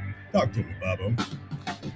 Thank you, Cody. Another great weekend in college hoops. Big-time matchups all over the place, and honestly, pretty chalky outcomes with only 2 ranked teams losing to a team that was ranked lower than them. So let's recap it all, and as my good friend Sterl would say, let's go! That's why you didn't go to the game Saturday night. Yeah. So you were too cold for Sterl vibes. Yes.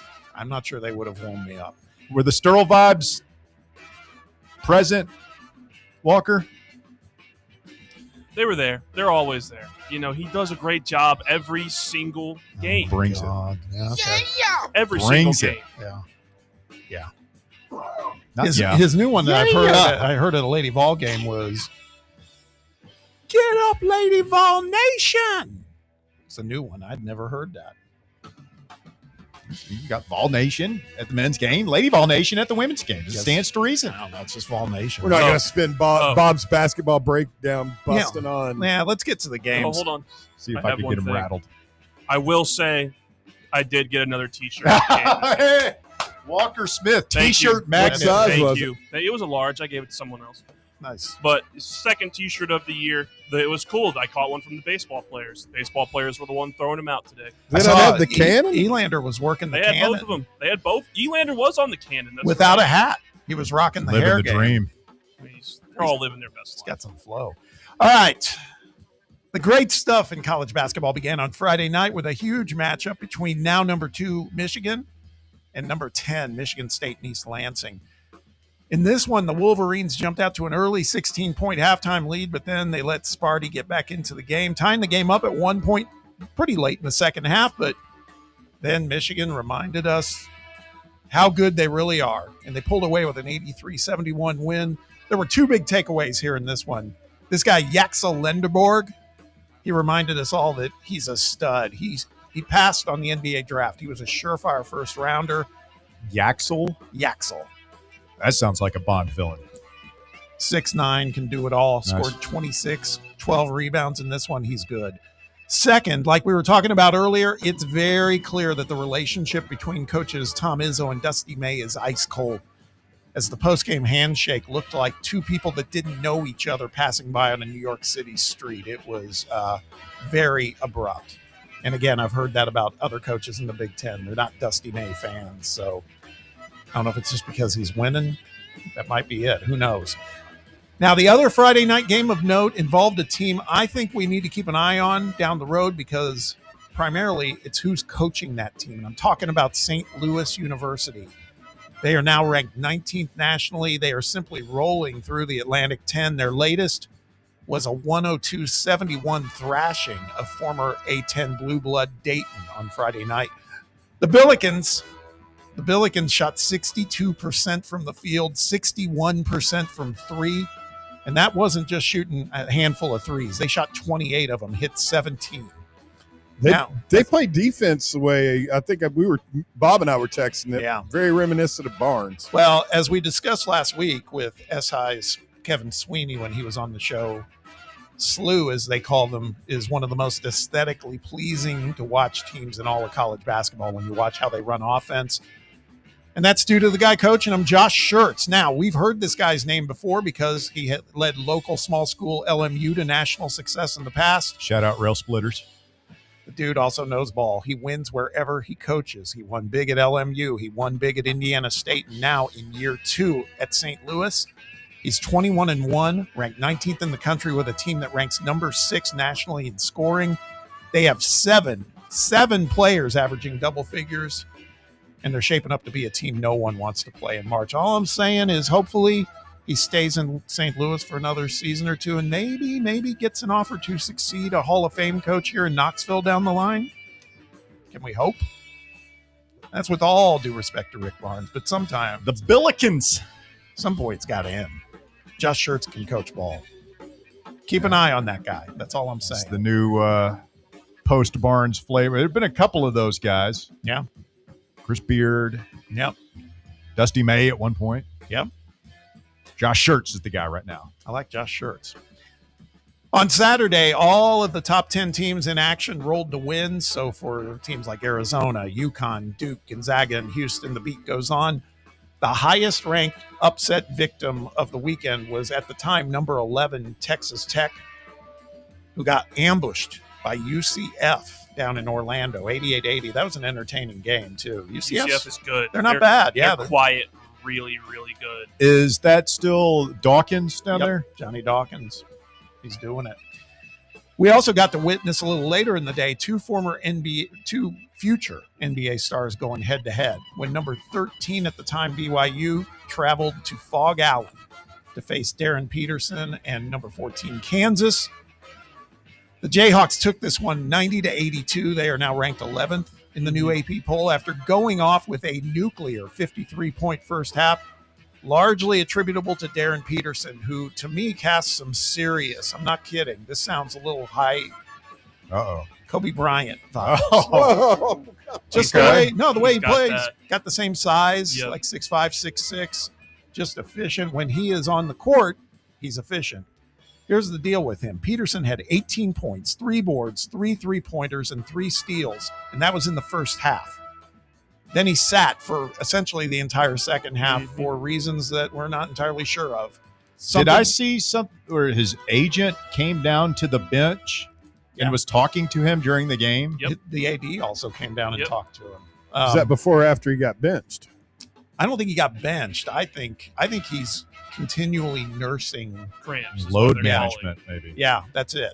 But sorry to interrupt, but Bill Self has come out and said that he's not doing load management, that it's like their actual issues. Yeah. So we don't know if it's Darren Peterson like intentionally sitting out for agent reasons or something like that, or if something's actually wrong. Well, that absence in the second half allowed BYU to get back into the game. They were down 20 at half, but they closed the gap to a few points in the final minute. Then Kansas put it away. A.J. DeBonta for BYU had a pretty pedestrian game, 17 points. But 6'5" guard Richie Saunders, Went nuclear. whose great-grandfather, by the way, boys, invented the tater tot. We owe him a debt of gratitude we can never repay. A debt of gratitude. That's right. Tater tots are pretty elite. They're awesome. Elite. Yeah. The older I get, the better I like. They are very good for you. Yeah. I didn't like them much when I was a kid, but like you get some good tater tots, crispy on the outside, fluffy on the inside, a little ketchup. He's and no joke. He's got an NIL deal with Ore-Ida. Oh yeah. So I could- smart. He was electric in this game. 33 points, 10 rebounds, 6 3-pointers. It was a great game to watch. And I'm going to say this right now. You can record it, mark it, whatever you want to say. If Kansas can get 27 to 30 minutes a game from Darren Peterson in March, I predict they're in the Final Four. They are that good. He changes the profile of that team when he's out there. And Bill Self, his record speaks for itself. On Sunday, number 9 Illinois won a classic game at Nebraska. Well, Illinois is no longer number 9. They're number 5 now in the AP poll. They were number 9 going into this game. They beat Nebraska 78-69, and the beat goes on for freshman Keaton Wagler, who finished with 28 points, 5 rebounds, 5 assists. This guy was not even on the radar before the season started. And now, all of a sudden, Illinois looks like they're Final Four good as well, particularly with that unexpected dominance that Wagler's providing. Now, let's jump to the SEC because we got to, as much as it pains me, we got to tip our hat to Florida, who conducted an absolute clinic in demolishing now unranked Alabama, 177. Turns out that Todd Golden was spot on about a week ago when he said that even with Bama's pro edition of Charles Bediako, Florida was, and I quote, going to beat them anyway. Man, did they ever. 72.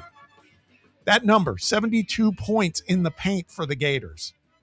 And really even more impressive, the Gators had just two turnovers in a 40-minute game. Right on cue after his disappearing act last weekend, Alex Condon went off 25 points, 7 rebounds, 6 assists, 2 steals, and 2 blocks to lead the way. Everybody else fed as well. Ruben Chinyelu, another double-double. Thomas Hawk, 22 points. Boogie Fland, 15 points, 8 assists, and 8 steals. Florida looks, again, like the class of the SEC, while Alabama, to me, Russ, looks like a fraud. I'm serious, man. Fraud alert. Have they won a game since they got Bediako? They won one. Yeah. Roll down tide. 1-3 now. Here's the deal, though. Their inability to defend, we've talked about it before. It's comical at this point. 72 points in the paint they gave up. 72 points. I really feel so bad for the Tide. Did Florida have any 3-second violations? No, but did you hear what Golden said post-game? No. Oh, yeah. He said, yeah, man, and when we were in the paint, it'd be like 1-2 seconds. I did see that, yeah. And then we scored. I mean, maybe that's the Dusty May Tom Izzo rivalry now is Todd Golden, Thrilla, and Nate Oates. Now, what's going to be interesting is Saturday. Florida's off this week now. They play Saturday at College Station against first place Texas A&M. It's going to be a good game. It's going to be a really good game. A&M, man, they just keep rolling. They rolled Georgia right out of Stegman, 92-77.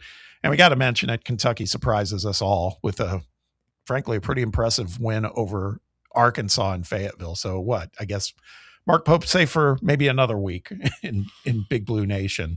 The last thing I have, the off-the-radar random game of the weekend. It happened in the Big Ten, and it's crazy to say that a matchup of two teams with 16 combined national championships are off-the-radar teams.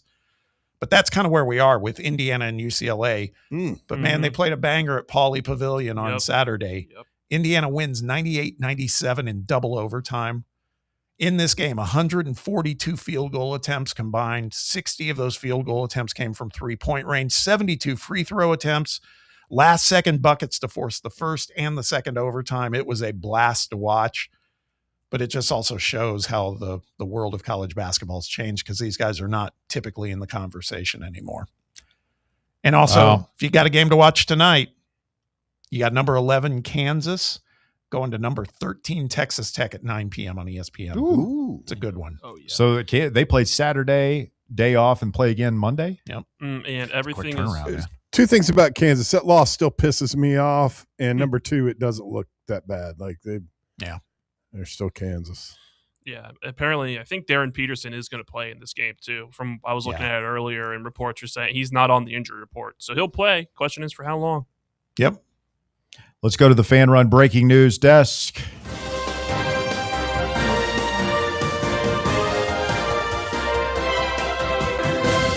New Tennessee Titans head coach Robert Saleh has named Gus Bradley as the Titans' new defensive coordinator. Good luck with that. Well, he's not going to be calling the defense. He's going to be babysitting Robert Saleh's defense.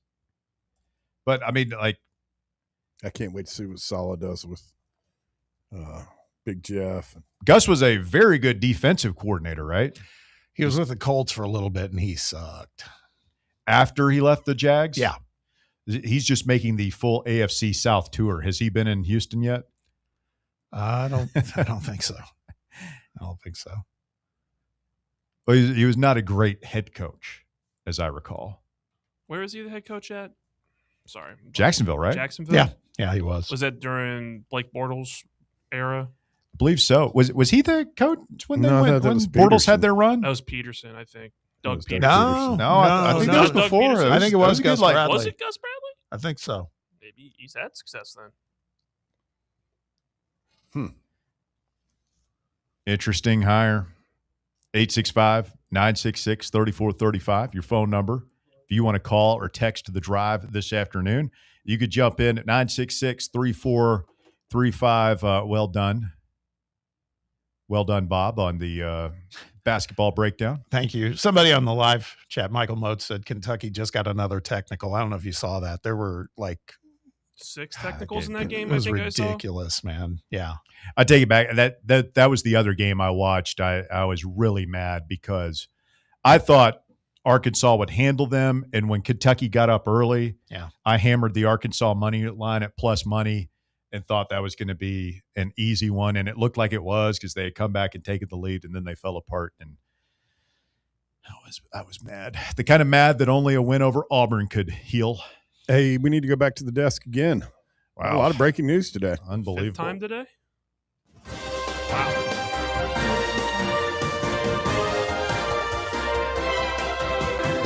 From 4 minutes ago, Adam Sparks with Knox News. Breaking.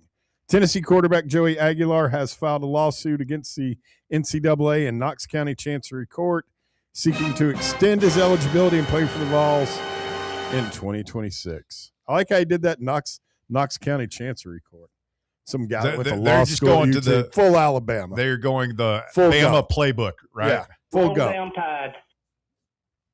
This is what was going to happen when we saw he got a new lawyer and got out of the Pavia case. Like, this was just where it was going. I mean, I would assume that the lawyer, his new lawyer, is judge shopping.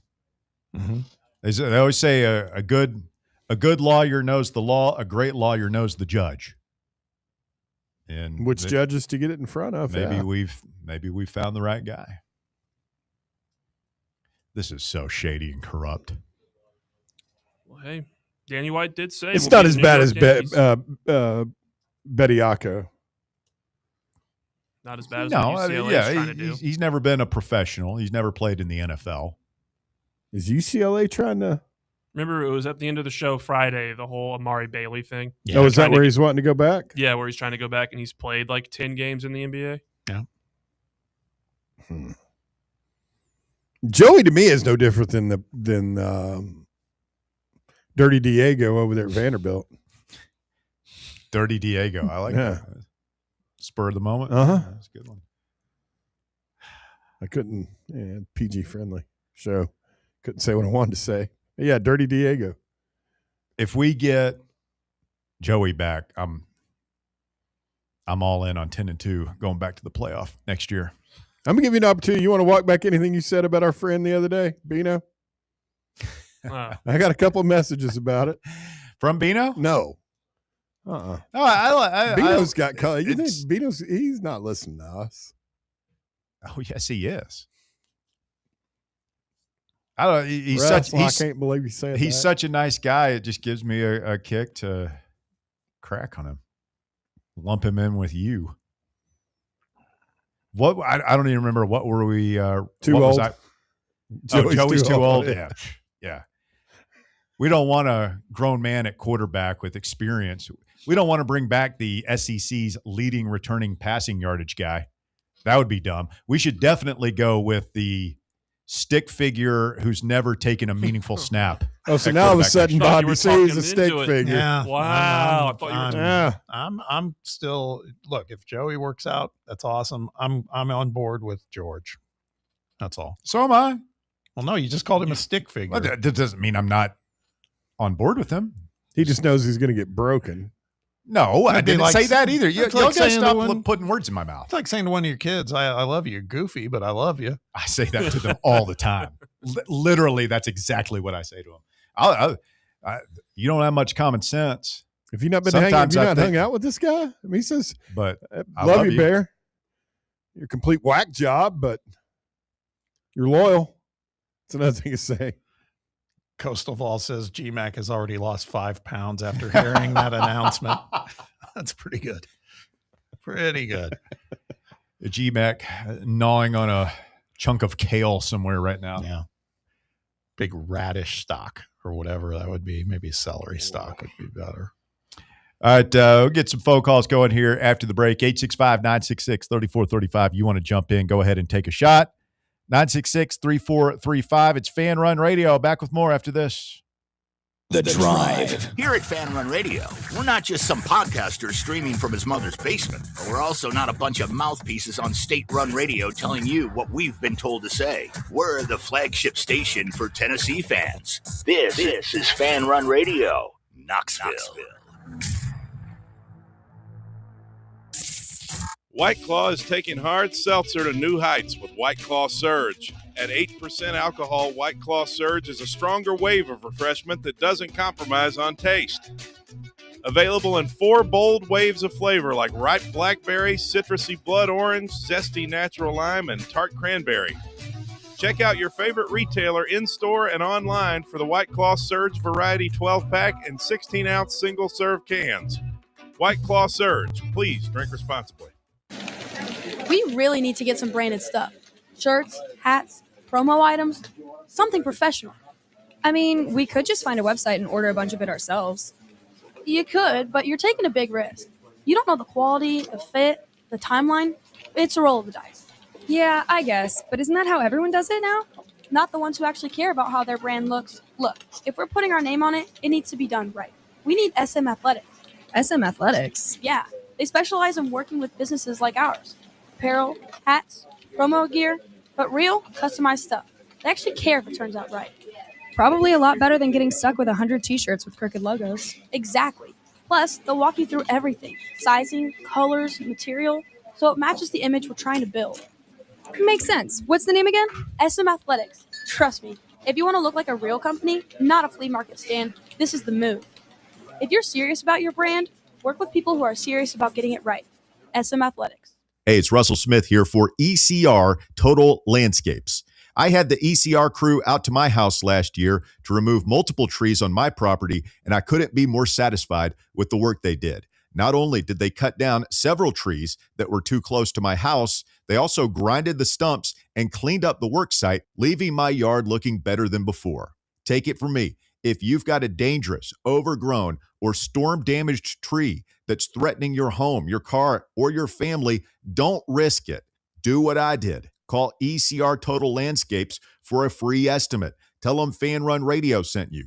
865-384-2012. That's 865-384-2012. Your local tree cutting experts. These guys get the job done.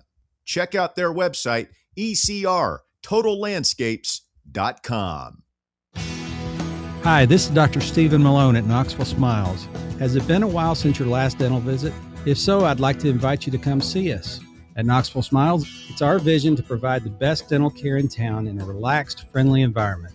So if it's been a while and you've been putting it off, don't wait any longer. Come see us at Knoxville Smiles. You can schedule an appointment online at knoxvillesmiles.com or by phone at 865-539-1776.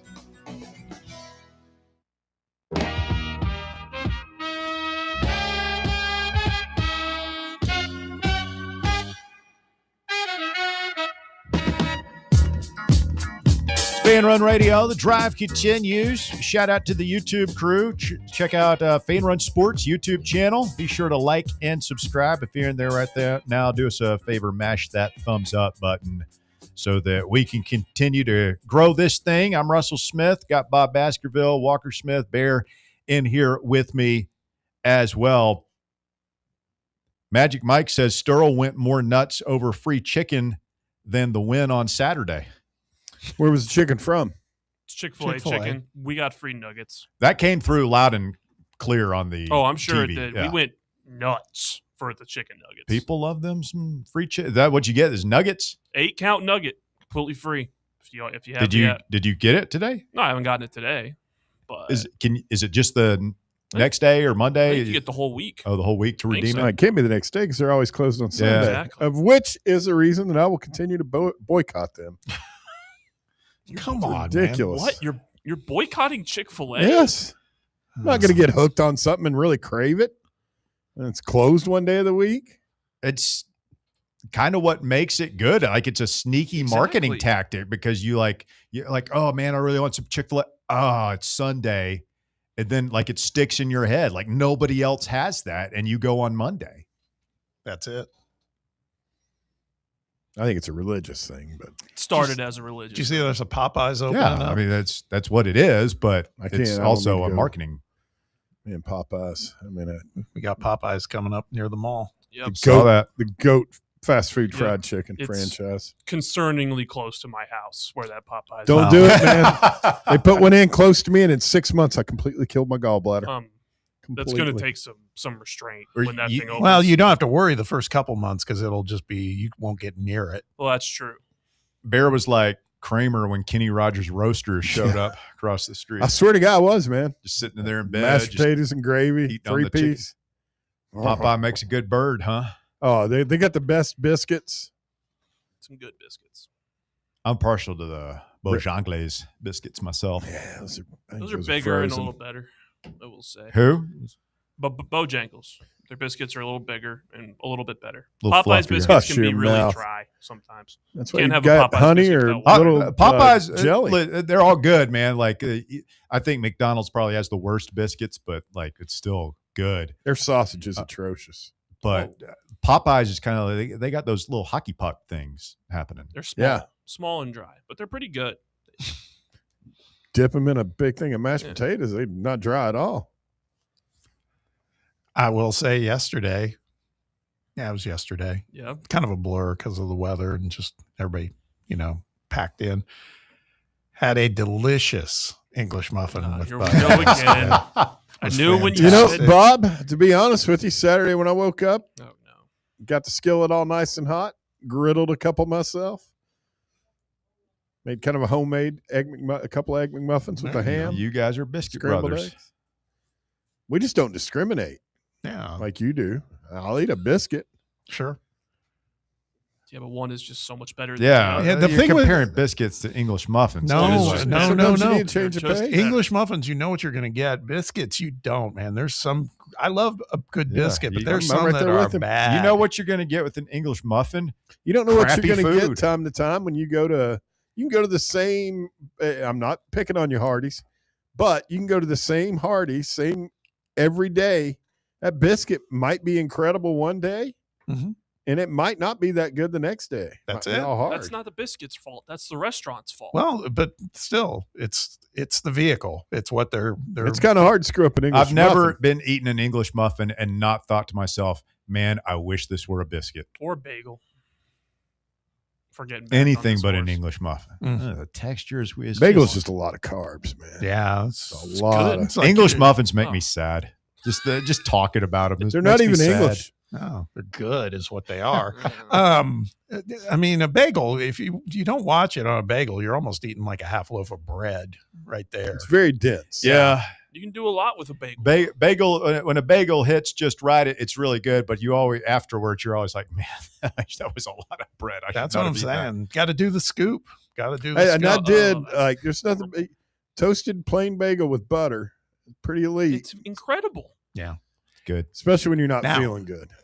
And Jonesy 404 just reminded me, we have never had the McGriddle enter the chat. Well, the McGriddle That's can't be. disgusting. Oh no, Whoa, it's whoa, not. No, whoa, it's whoa. not. It's No, too. no, no.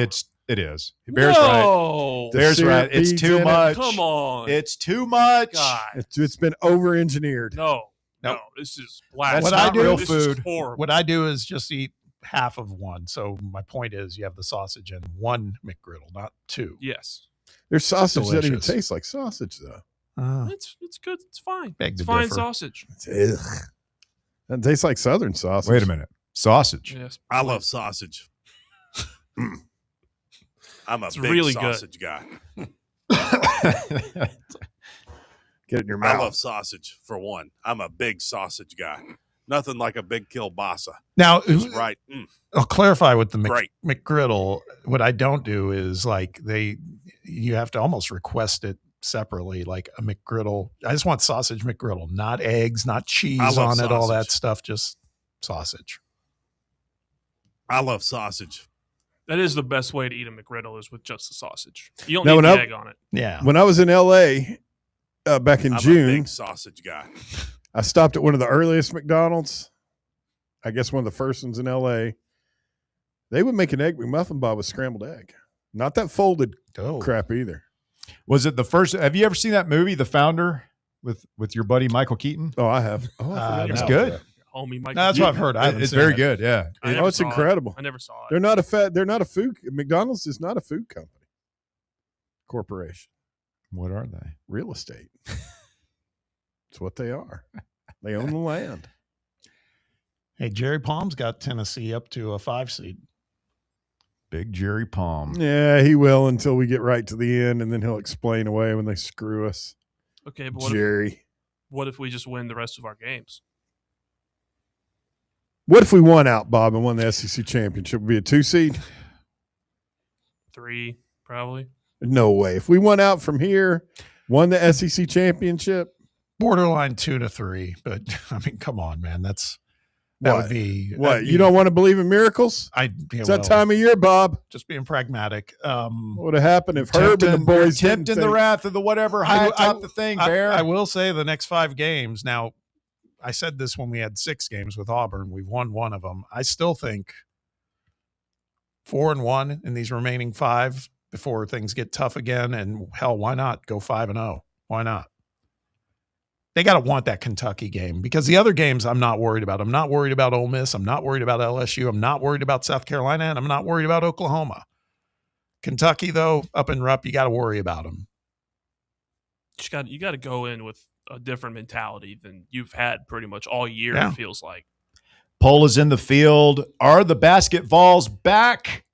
64.8% of the audience says yes.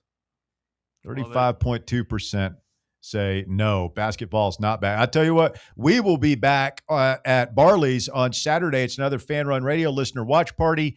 Tennessee and Kentucky, 8 p.m. tip off. 8:30. 8:30 again. All right. I mean, it worked last time. Worked this past Saturday. Yeah. And I will say the other basketball watch party we had this year at Barley's, the Houston game. It's a good game. It's a good spot to be. Good result. Yep. That was the other reason I was actually kind of, and I love going to the games in person, but I was kind of glad I wasn't there, as typically this is the case. That game Saturday night against Auburn started late. It was 8:30. It was they got a little late. It was like 8:40-ish. It was a long game, too. The Yeah. fouls in the second half. People were getting so mad. It was taking forever. It was like an almost 3-hour game, it felt like. How about Tahat Pettiford, man? I wonder if he's kicking himself now for coming back. He's not having a good year. No. What'd he go? He hit 2 for 14 the other day. I don't know. Something like that. 2 for 11 from 3. Mrs. Bruce. I'm sure they all miss Bruce right about now. I'll tell you what, that Jovic guy, nice player, tore us up under the boards in the second Jovic? half. Yeah, Jovic. He was really good. I guess now he's a guy, he played professionally overseas before Yes. he came over. You could tell he was not backing down to our bigs. Oh, yeah. You definitely, especially when we had to, get a bunch of guys into foul trouble and they were worried about not fouling. He started to really, really eat in the paint. I saw a video somebody took of like right next to the Auburn bench during one of their timeouts in the first half, and Steven is just dog cussing them. F-bomb. A lot of F-bombs. He He said was they animated. want it more than us right now. Yeah, I'll give him credit at the post game. He goes, "We got punked, man." Yeah. He didn't mince any words. He was like, they did what they do, and we didn't respond. How about us being a 3-point shooting team the first 4 or 5 minutes of the game? Bishop pulling up from the corner right in that guy's face. We were 4 of 6 and then we never hit another 3 after that. Amen. Just do enough. Jonesy says Berg also played professionally. Yeah. All right. Somewhere. You leave that poor kid alone. He's not even playing right now. Still team guy. Seems like he's engaged. He didn't get in the other night, did he? No. He'll be okay. He'll be okay. Stay with us. The drive continues. Hour number 3 coming up.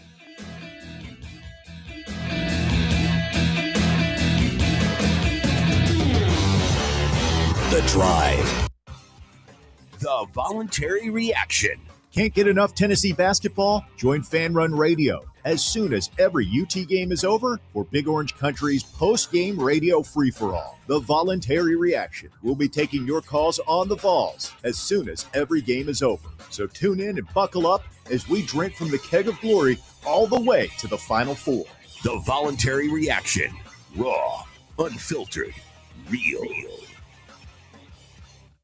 Hey Knoxville, Surfside iced tea and vodka made with real brewed tea is only 100 calories, 2 grams of sugar with no bubbles and no troubles. That's right, zero carbonation, so it's easy to sip and enjoy. Headed to a game day or party at a friend's house? Bring an iced tea or lemonade variety pack from Surfside or try their green tea and new raspberry tea vodka. Find the can with the sunset stripes this season. Surfside iced tea and vodka, sold at bars, restaurants, and stores near you. Surfside iced tea and vodka, sunshine in a can. Must be 21 or older. Enjoy responsibly. Citizens National Bank. Experience the thrill of traveling with C&B's exclusive travel program. Customers age 50 and above with a Plus Perks checking account can participate, ensuring a safe and delightful travel adventure. Take a day trip or an overnight trip. Travel domestic or international. C&B is always on the go. Citizens National Bank. Banking never felt so good. Member FDIC. At Knoxville Insurance Group, they understand the challenges many consumers face when searching for insurance coverage. That's why whether it's for you, your family, or your business, they create a coverage plan specifically for your unique needs. Knoxville Insurance Group is an independent firm, which means they aren't beholden to just one insurance company. They search multiple companies acting as your negotiator to find you the best possible policy and price. Start a quote in minutes at KnoxvilleInsuranceGroup.com or call them today at 865-694-9788. Rickard Ridge Barbecue, located in beautiful Cove Lake State Park. Rickard Ridge is home of the best ribs in the Volunteer State. Smoked daily by pitmaster Mark Rickard, the barbecue at Rickard Ridge is mouth-watering, fall-off-the-bone delicious. Take the scenic drive up I-75 to exit 134 for directions and to look at the rest of the menu. Visit Rickard Ridge online at rickardridgebbq.com. The phone's blowing up, but you're in the driver's seat. Ignore the buzz, keep your eyes on the street. No text back, no scroll, just let it wait. Attention on the road, that's the only way. Phone's blowing up, but you're in the driver's seat. Ignore the buzz, keep your eyes on the street. No text back, no scroll, just let it wait. Don't drive distracted. A message brought to you by the National Highway Traffic Safety Administration, Project Yellow Light, and the Ad Council. You're listening to FM 105.7 and AM 1340, WKGN Knoxville, and W289CU Knoxville, Fan Run Radio. Men all around Knoxville are celebrating the difference Men's Pro has made in their life. I'm Evan Bass, founder of the clinic. If you're struggling with ED, we want you to be able to celebrate as well. As men, we hate going to the doctor, but Men's Pro was designed to take care of men like you better. These things can get worse if untreated. You're not alone. The medical support team at Men's Pro has your back. Today's the day to feel alive again. ED, performance issues, enhancement. We've effectively helped men jumpstart their performance comprehensively and with proven medication dialed in just for you. With same-day booking, you can meet our passionate team, and under guidance from our medical provider, you could leave with a plan that changes your life. The number one thing we hear guys say is, I forgot how I used to feel. Guys, it's time to feel amazing and crush this new year. Call my team right now and let us treat you to an unforgettable experience. Dial 865-544-8220 or go to menspronknoxville.com. It's time for the Drive's Top 5 at 5.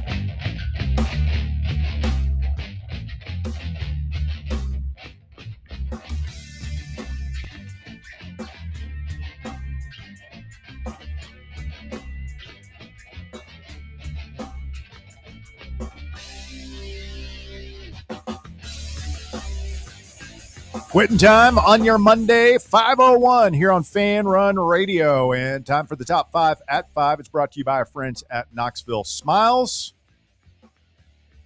Walker Smith, what you got?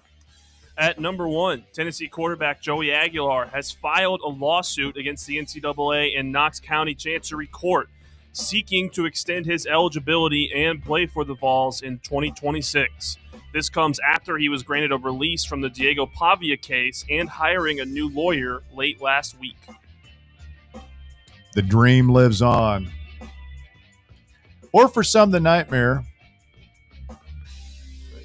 Some people don't. Some like people, people never wanted Joey. Yeah, people never wanted Joey back.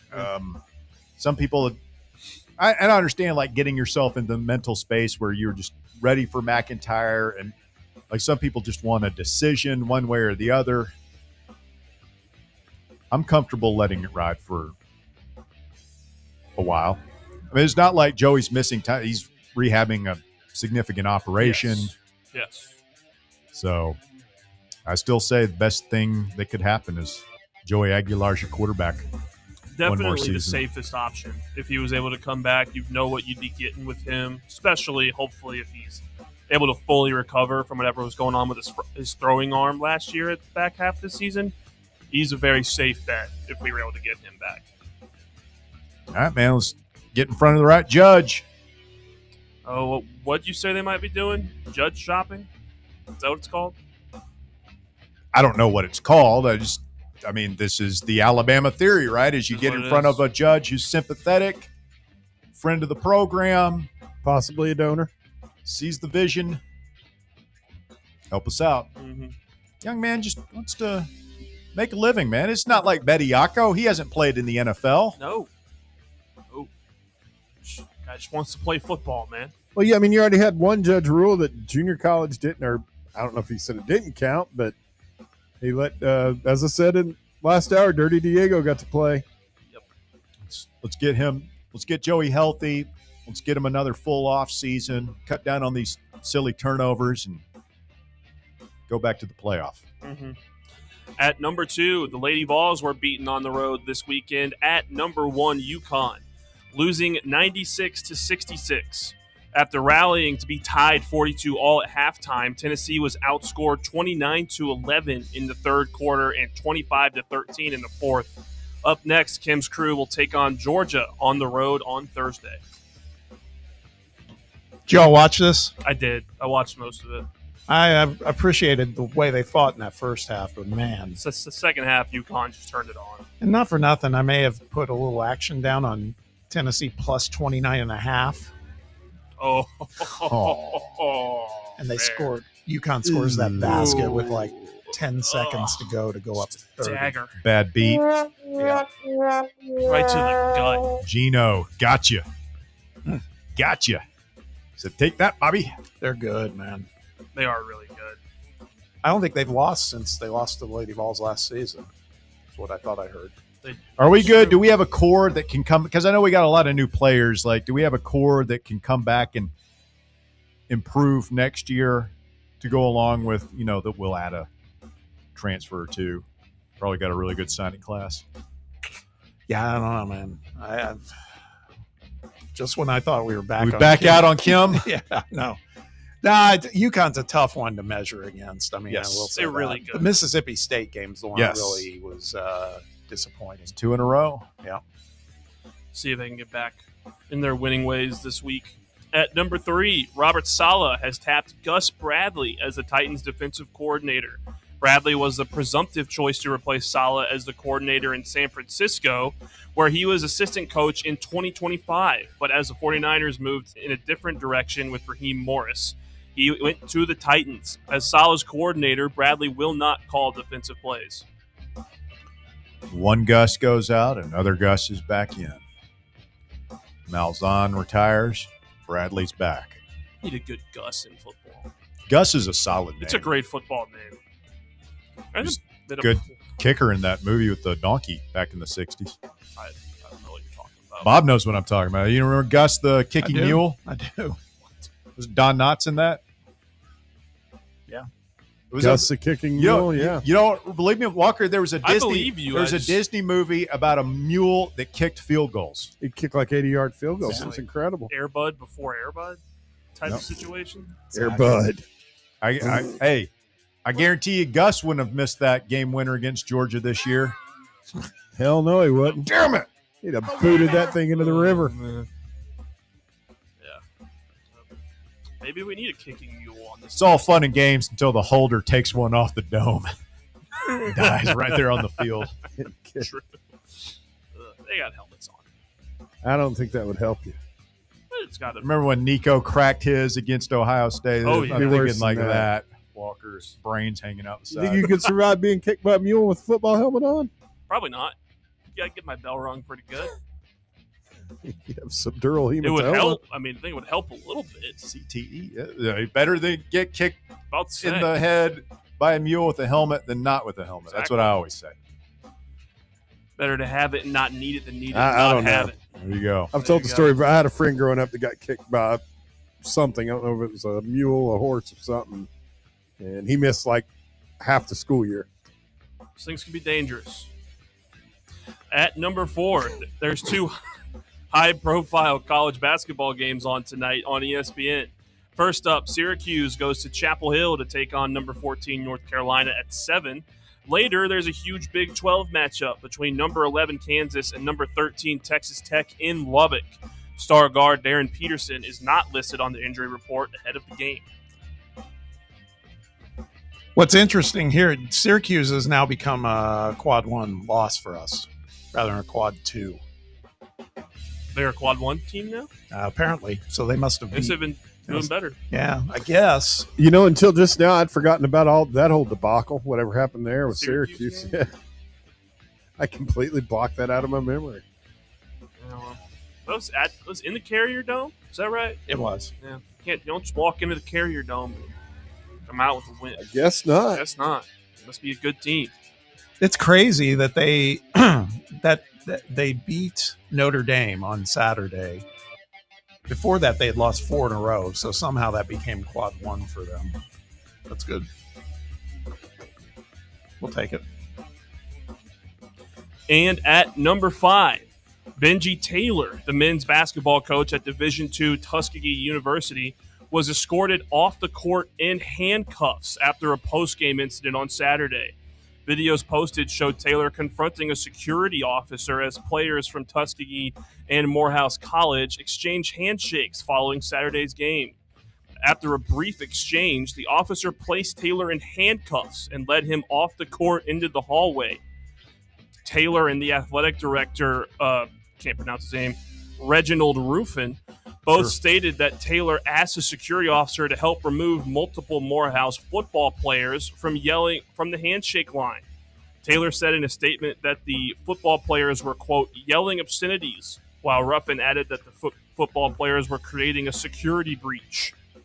Ruffin said that the security officer provided a different account of the exchange and claimed that Taylor was, quote, very aggressive. This is Morehouse and who? Tuskegee? Tuskegee. The Airmen. Yes. I saw the video of this. It was weird. I still don't understand. Like, somebody's not telling the truth, right? I mean, you wouldn't put that dude in cuffs and haul him out there if he hadn't been pretty rowdy. Yeah. But it's also like you got to know, like you see the video, and it's not like the situation was out of control. Like it might have been tense beforehand, but there wasn't a melee or anything going on like that game at Kentucky where the dude got tased. Oh, yeah. Like it wasn't out of control like that. So, like, maybe just a little awareness. Hey, this is the head coach. And if we have to arrest him, we can come back later and, get him outside the locker room. We don't have to, he's not being belligerent. I don't know. That was a weird situation. There has to be a lot more to the story than what was captured on those videos. Yeah, for sure. Is that it, Walker? Yeah, that's it. I thought for sure you would have my favorite story of the weekend as your little kicker there, the end of the top 5. What were you thinking it was going to be? It might be something I saw earlier. An explosive story in France? No, this is not what I saw earlier. A hospital in France was evacuated after a male patient arrived. Oh, yes, I did see this one. Why would you not have this as your kicker? It's a great story. I already had that one typed in, and I was going to do it tomorrow, but let's do it now. Let's hear it. Let's do it now. Bear's seen this, evidently. Yeah. It's incredible. I didn't read the story, but I mean. So a guy showed up to a hospital in France with an object in his backside. This happens. I feel like we talked about the Richard Gere story. Happens. What do you think was in his backside, Bob? I'll give you a couple of guesses here.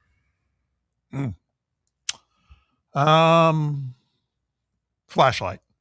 No.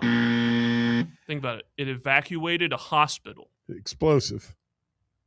Well, okay, or Bear can just tell you. So much for No, that you game. said it was a explosive. World War I artillery shell. Jesus. Wow, that's a big item there, man. According to the Bombshell report.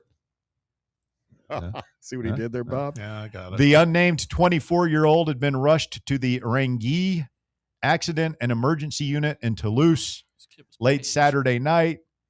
The man was, quote, in a state of extreme discomfort, having inserted a large object up his rectum, according to sources. Surgeons conducted emergency surgery, during which they discovered the shocking source of his pain, a live 8-inch bombshell from 1918 that had been lodged inside him. It's not like those things are unstable or anything. 110-year-old. 8 inches, huh? Fearing a potential fire in the hole, medical personnel alerted the bomb squad and fire brigade and evacuated the facility. Meanwhile, a security perimeter was formed around the medical center as the authorities investigated the explosive, potentially situation. Fortunately, the retro munition, which was also pointed and over an inch wide, is not deemed a threat. The bomb disposal experts. How'd you like to be the bomb disposal guy who had to handle that thing? I mean, how'd you like to be just a doctor knowing that taking the Hippocratic Oath and you get into a surgery and suddenly you're looking at a live shell staring right back at you. I mean, that's a problem. Like we've all seen those stories. Like they're still finding bombs in like the forests of France, like on the Belgian border and all that stuff. They'll still find people can't bombs live there. and shells and stuff, which is kind of cool. Like stumbling upon an artifact like that, you don't handle it right. You just, oh my God, you alert the authorities. Hey, I found this thing. That's what you do. Like if you're really adventurous and stupid, you might pick it up and take it home or whatever. Hey, show all my friends, put it on Facebook, whatever. If you're really, really adventurous and stupid, you might take it home and stick it up your butt. Grease it up and put it up your keister. Guy might have watched The Interview, if anyone remembers that movie. You remember this movie? No. Where the North Korea one? Yes. I never saw it. I couldn't make it through. Like it was so bad. You like that movie? I saw it when I was in middle school. It was one of the funniest things I'd ever seen. You were the target audience. Oh, it was so funny.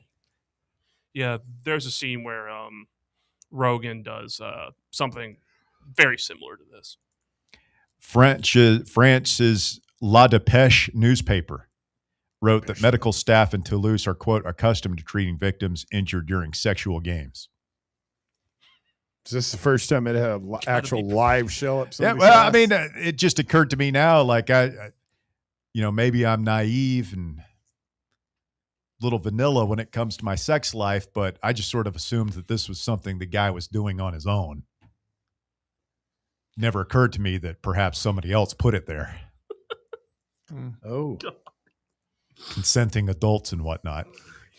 It feels like the kind of thing where you probably have to have some help, wouldn't you? You got to be a sick person. Like you find that outside, and the first thing you think is, "That's fun with that thing." Yeah, I'll sit on it. Oh my god! Good top five though, Walker. That was solid. It was good. It was good. Strong, solid. What was your 5? A head coach at the end of a basketball game got escorted off the court in handcuffs. That happened. I wasn't as good as shell up the butt. No, I was going to say you should have mashed those up, and the coach, as a punishment, got a shell up the butt. I don't fabricate news. No, yeah. Come on. What do you take us for? Amateurs over here, Bob? This is serious journalism that we practice here on this program. Truly. Nothing but the facts. Conflate stories. Nothing but the facts. Create entertainment for you. It's not what we do here. Journalists. Speaking of which, coming up, we need to talk about the chick who showed up half naked at the Grammys. We certainly do that. Quick timeout. It's Fan Run Radio. We're back with more right after this. The Drive. Can't get enough Fan Run Radio? Be sure to like and subscribe to our YouTube channel by searching for Fan Run Sports. Check out Lenore City's newest place to hang out, watch sports, and drink the best craft beers in America. The Casual Pint Lenore City is now open on Highway 321. They've got over 30 beers on tap, with everything from lagers and pilsners to sours and IPAs, as well as stouts, porters, and brown ales. You can also create your own six-pack from their singles cooler or pick up some packaged beer and a growler fill to go. And be sure to bring your appetite because they have a great menu featuring appetizers, brats, burgers, flatbreads, and wings. It's the Casual Pint Lenore City, now open on Highway 321 across from Gold's Gym in Lenore City. Swing by and check them out, and don't forget to tell them Fan Run Radio sent you. Have you ever found yourself wishing your clothes looked brand new again? Whether it's your favorite suit, that little black dress, or your comfy winter coat, Crown Cleaners can make it happen. From stubborn stains to delicate fabrics, the expert team at Crown Cleaners uses the latest cleaning technology to ensure your clothes come back looking and feeling fresh. Visit one of their 2 area locations, Kingston Pike on Bearden Hill or South North Shore Drive near Dunkin' Donuts. Online at crowncleaners.com. Crown Cleaners, a tradition of excellence. Fall fans, reimagine your home at Broadway Carpets and Flooring for any remodeling or building needs. With a variety of carpets, rugs, hardwood, vinyl, and stone, Broadway has all the flooring and installation options you're looking for, including pet-resistant products like Pet Perfect Carpet from Shaw Floors. Visit their showroom in downtown Knoxville or the location in West Knoxville located on Kingston Pike near Pellissippi Parkway today. Hey, Vols fans, Cody Brown here. I grew up right here in Tennessee and know what it means when someone says, I've got your back. That's why you can trust Farm Bureau Insurance of Tennessee. Whether it's your home, your vehicle, your family's future, or the business you built from the ground up, we will show up for all of your insurance needs. We are Tennesseans who understand what matters, which is doing right by you. Insurance is not all about just paperwork and policies, but it's about the people we insure every day. So if you want insurance that hits home, give me a call at 865-992-3871. Go Vols. Welcome to Axle Logistics, where excellence isn't just a goal, it's an energy. As a leading third-party logistics company, Axle is powered by an award-winning culture built on a work hard, play hard mentality. Here, the drive for success is contagious and hard work never goes unnoticed. Whether you're just starting out or looking to level up, Axle Logistics is the place to launch your career. Join us and take your ambition to the stars. To learn more, visit axlelogistics.com.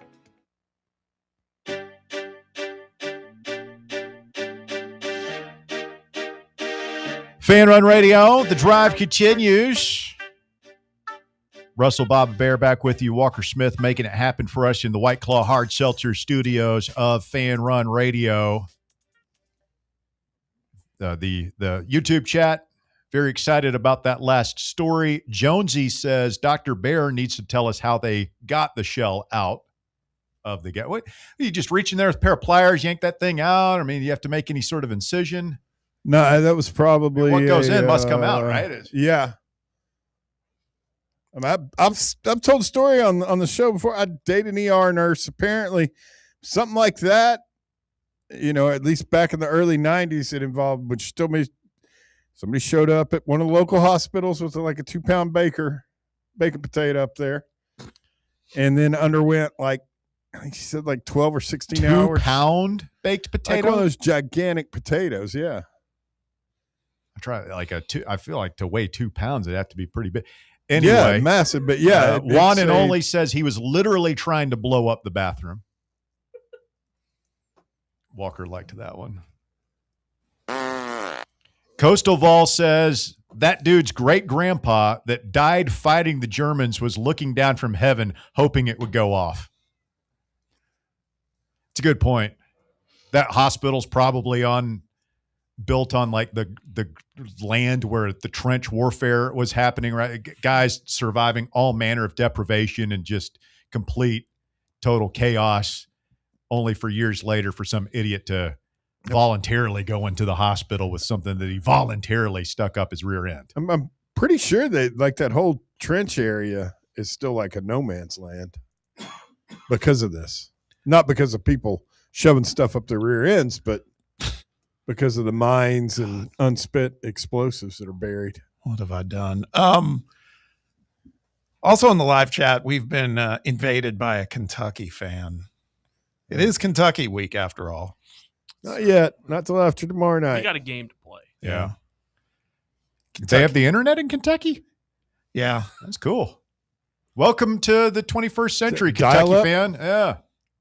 Kentucky is now 3-0, and then there's some spelling mishap tracks.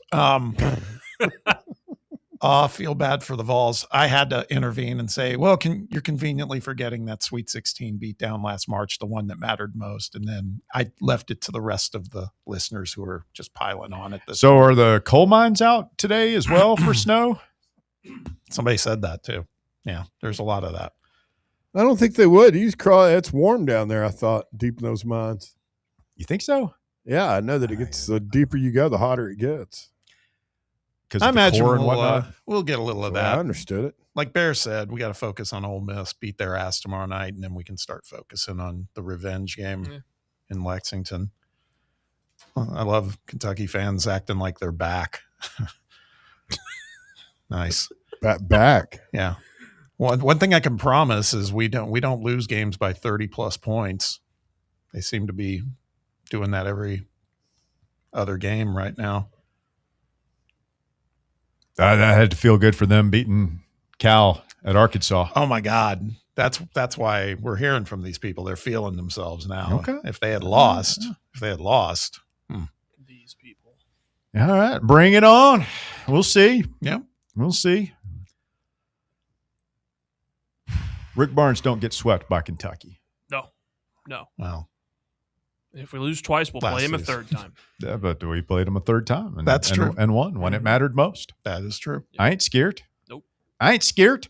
All right. We got the Grammys. Bob, I know you were watching closely. Yeah. This is your domain. I watched a decent amount of it, I would say. Yeah. It was, I always like just checking out like set design. Hold on. I think we've got some musical accompaniment for Let's this. hit it. Yeah. I didn't realize we had that.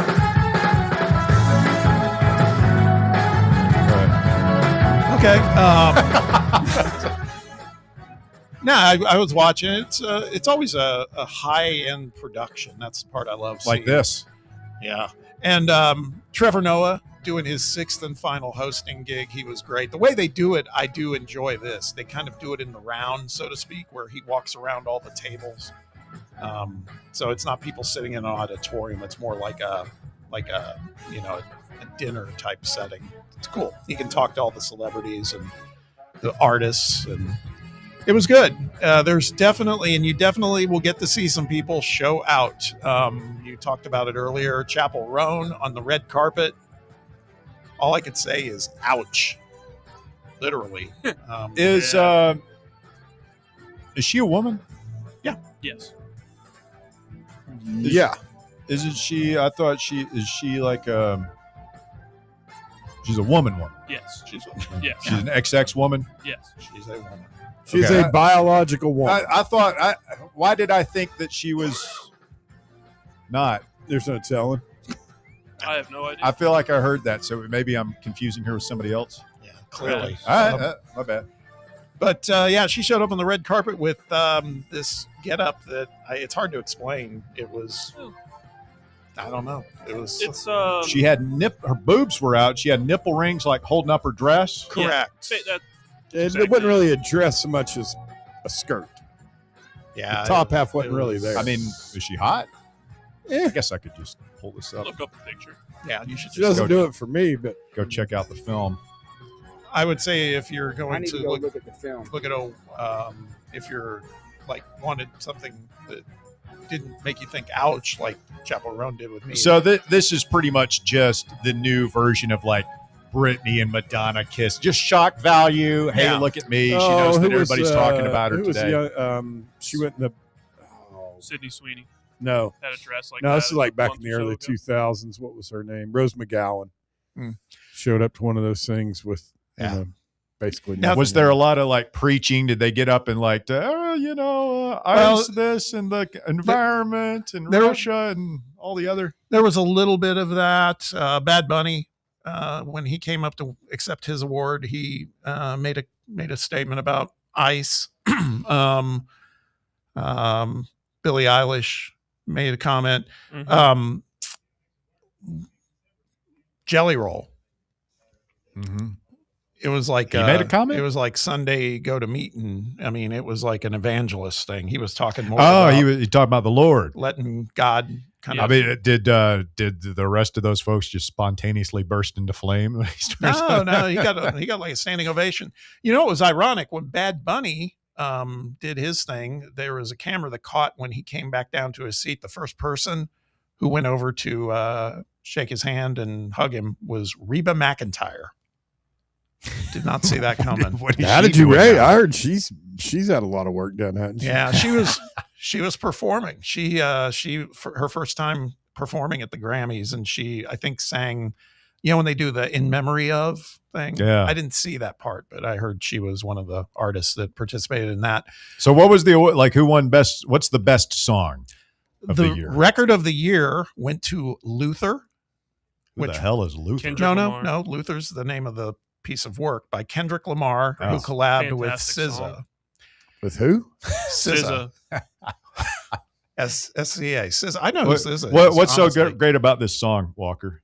It's really good. Because people told me like Kendrick Lamar was so good, and like I had to go what's watch the name of it again? I had to go watch the Super Bowl performance from last year, and it was like the worst pile of crap I'd ever seen. Like I can't believe this passes for music.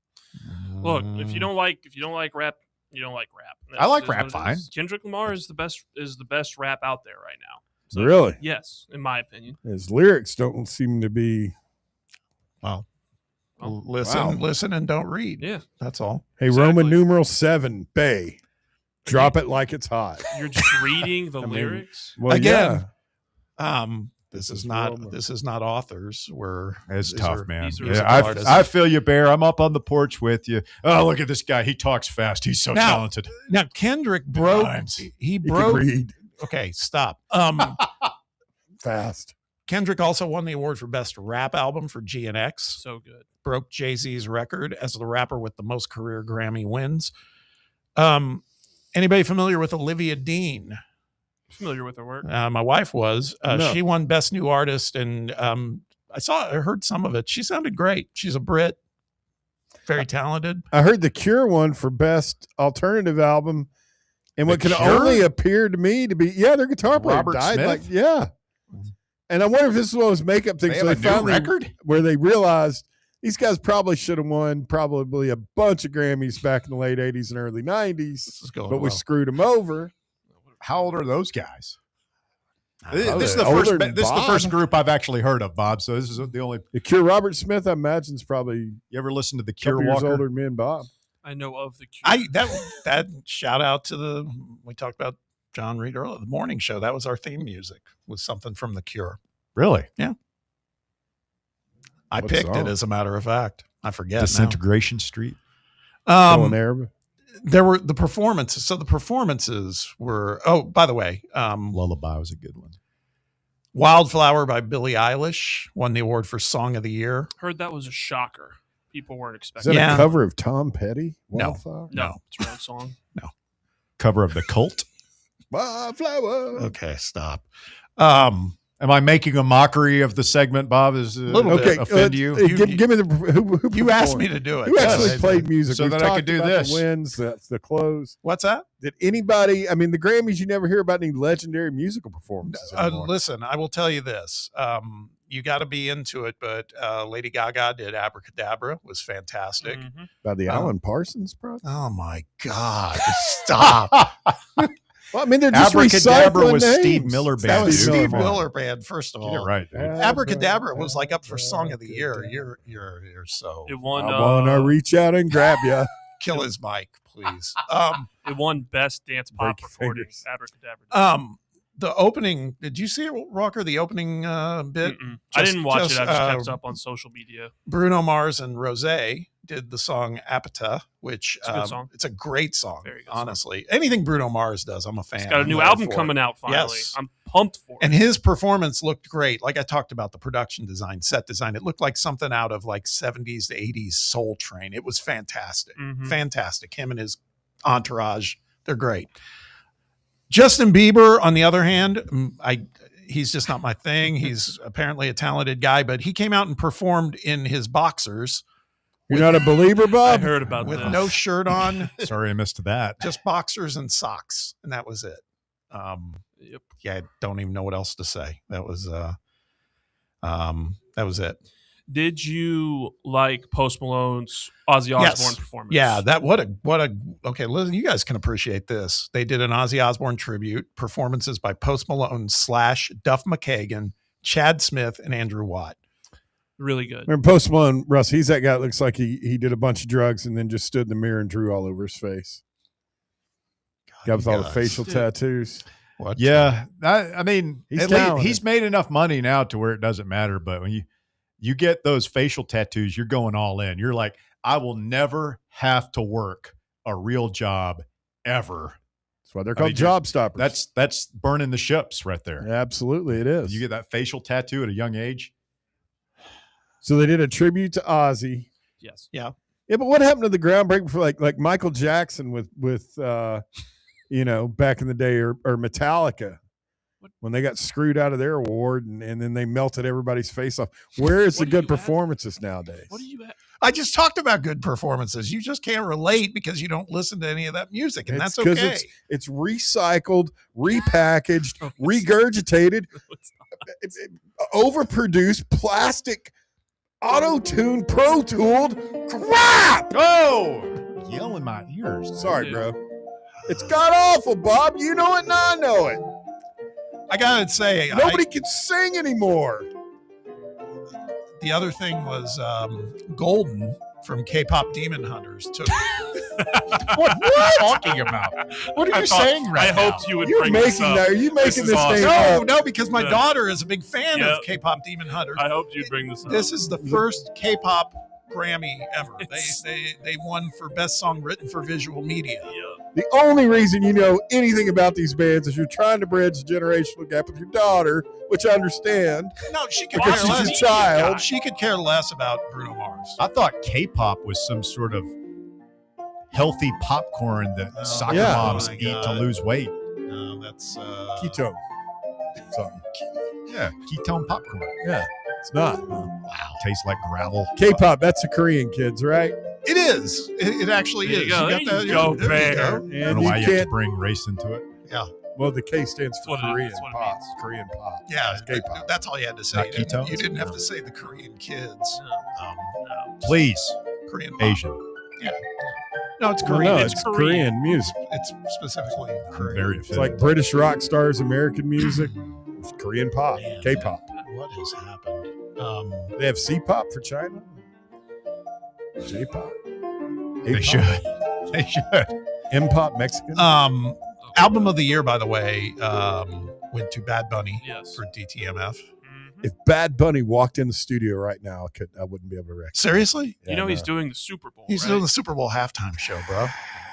I have no the idea. halftime show. I'm with The you, Bear. Super Bowl, the halftime Super Bowl show peaked with Prince in Miami in the rain when Peyton finally won You his. guys are so old. J Cart 29 says, "How does a normal person watch the Grammys, Bob? That's how you get brain rot, sir."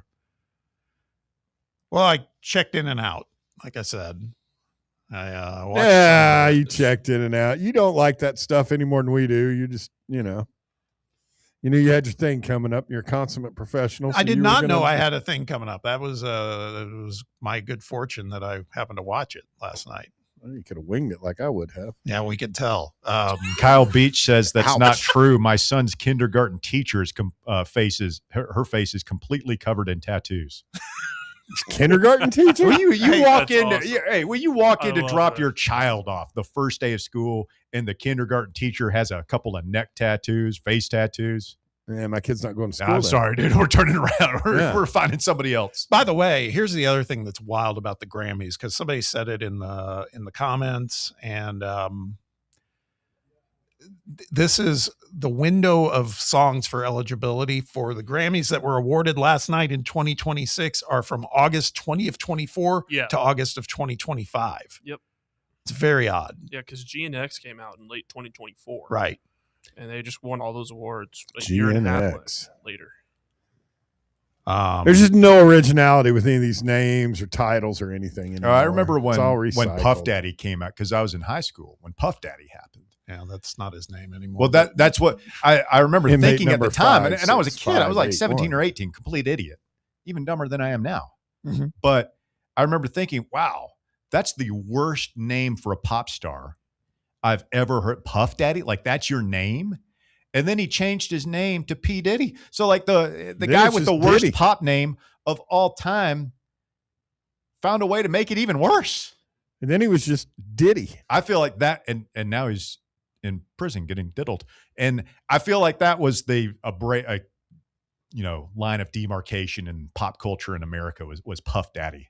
And like all his songs were, I don't know. For samples. me, it was like Da Brat, Da Baby, Da Da Da Da Da Da Da Da Da Da Da Da. You should drop a rap album, Da Bear.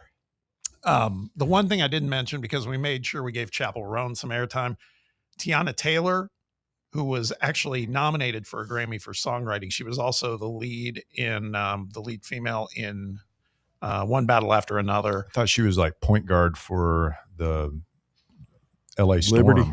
No. No. But she looked stunning last night. I'll just leave it at that. Looked pretty good. Y'all can look her up if you want to, but Do some research. yeah. By the way, I did not realize she's married to Iman Shumpert. Is she really? Yeah. Shout out to Mon Shumpert. No Good- relation to good- Ryan. Good for him. Yeah, I wouldn't think so. No. So that was the That was the Grammys. That was the Grammys. Very interesting. It's a bunch of plastic people telling me what I should think or how, what's right and what's wrong. Well, the good news is, like you chose not to do, you don't have to watch it. Yeah. You can, go and exude your rage on something else. You can go listen to Oasis and do that. And not watch the Grammys. Yeah. It's fine. Well, you can play their instruments. They can sing in too, and they don't have to be auto-tuned. Pro Tools auto-tune, it killed modern music. It did. All right. It allowed MTV and the record labels to crank out Here we go. subpar talented people who just look pretty. Uh-huh. Please don't interrupt me. I'm not interrupting. You're a bit obnoxious. It used to be that music was an auditory thing, completely. Yeah, I remember the great pop stylings of Madonna and New Kids on the Block growing up. The Knack, My Sharona, that was They weren't that was a Pro really Tooled good to song. death. That was All digitally manipulated. Inspired lyrics.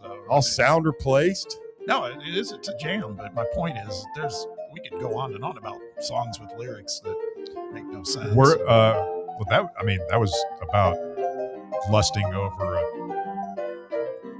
underage child, basically, wasn't it? No comment. Which song was it? My Sharona? By the Knack. I don't know about that.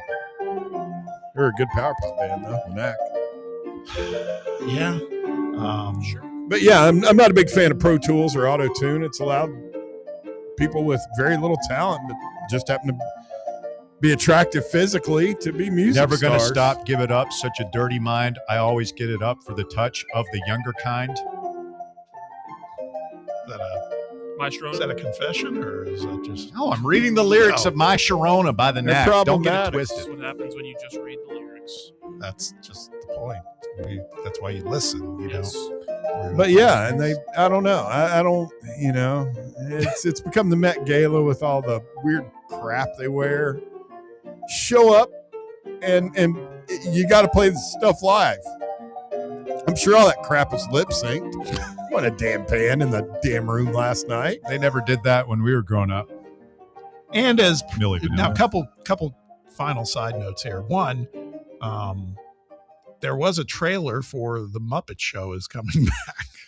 Yeah, with Seth Rogen, Fraggle Rock, and Sabrina Carpenter. They're going to do I think just a one-off of the Muppet Show. A one-off? How are Yeah. they going to do it without Jim Henson? Seth Well- Rogen and Sabrina Carpenter. Guy like Seth Rogen. Sabrina Carpenter seems like a nice young lady, but I doubt very seriously whether either one of them are Jim Henson or Frank Oz. Yeah. Puppeting just isn't the same as it was back when we were growing up, is it, Bear? Hit my music, please. No, it absolutely isn't, Russ. Not like back in the old days when you had Sesame Street, H&R Puff and stuff. Freaking Fozzie Bear. Waka, waka, waka. I mean, it's just not. I did some time with Sesame Street here locally. Really? Yeah. This was before I came on the show. Did you get to meet Big Bird? Yes. Well, what kind of guy is he? Actually, Davey? No. Oh. Big Bird did not make it to Knoxville because of how much travel challenges there are with the costume and everything else. Really? So it was Elmo, it was Grover, it was Can they just throw that thing in a box? Abby Cadabby, not confused with the Steve Miller Yeah. song there. It's abracadabra. Yeah. But yeah, so and Elmo never saw that coming, who the voice of Elmo Yeah, was. that guy was kind of a creep, wasn't he? No, it was a replacement of that guy. Oh, who's the voice of Elmo? It's a guy. But The there original one was a creep, right? Yes, this is the guy that replaced him. And then there was a handler who took very good care of the puppets, and to the extent that I would look over and see them petting the puppets, stroking their head. And I'm not kidding. It was the weirdest thing I've ever seen, but still. He's the puppet master. Felt like I was, we were, I was back in my studio chapter. We were doing some stuff for HBO Max with Sesame Street, some specials. So, Favorite Sesame Street character? Oh, I mean, it has to be Big Bird, right? Growing up. I used to like that. What was the little animation they did with the guy who was inside the glasses and they would dance and the glasses would move? Not eyeglasses, like glasses That must you have drink been out of. after my time. Mr. Noodle? No, Mr. Noodle was later. My kids were into Mr. Noodle. Bill Irwin? Yeah. My Yeah, sister Mr. my Noodle. sister was friends Elmo. with Bill Irwin. Were you an Elmo guy, Walker? I did not watch Sesame Street growing up, but my favorite Muppet is the Count.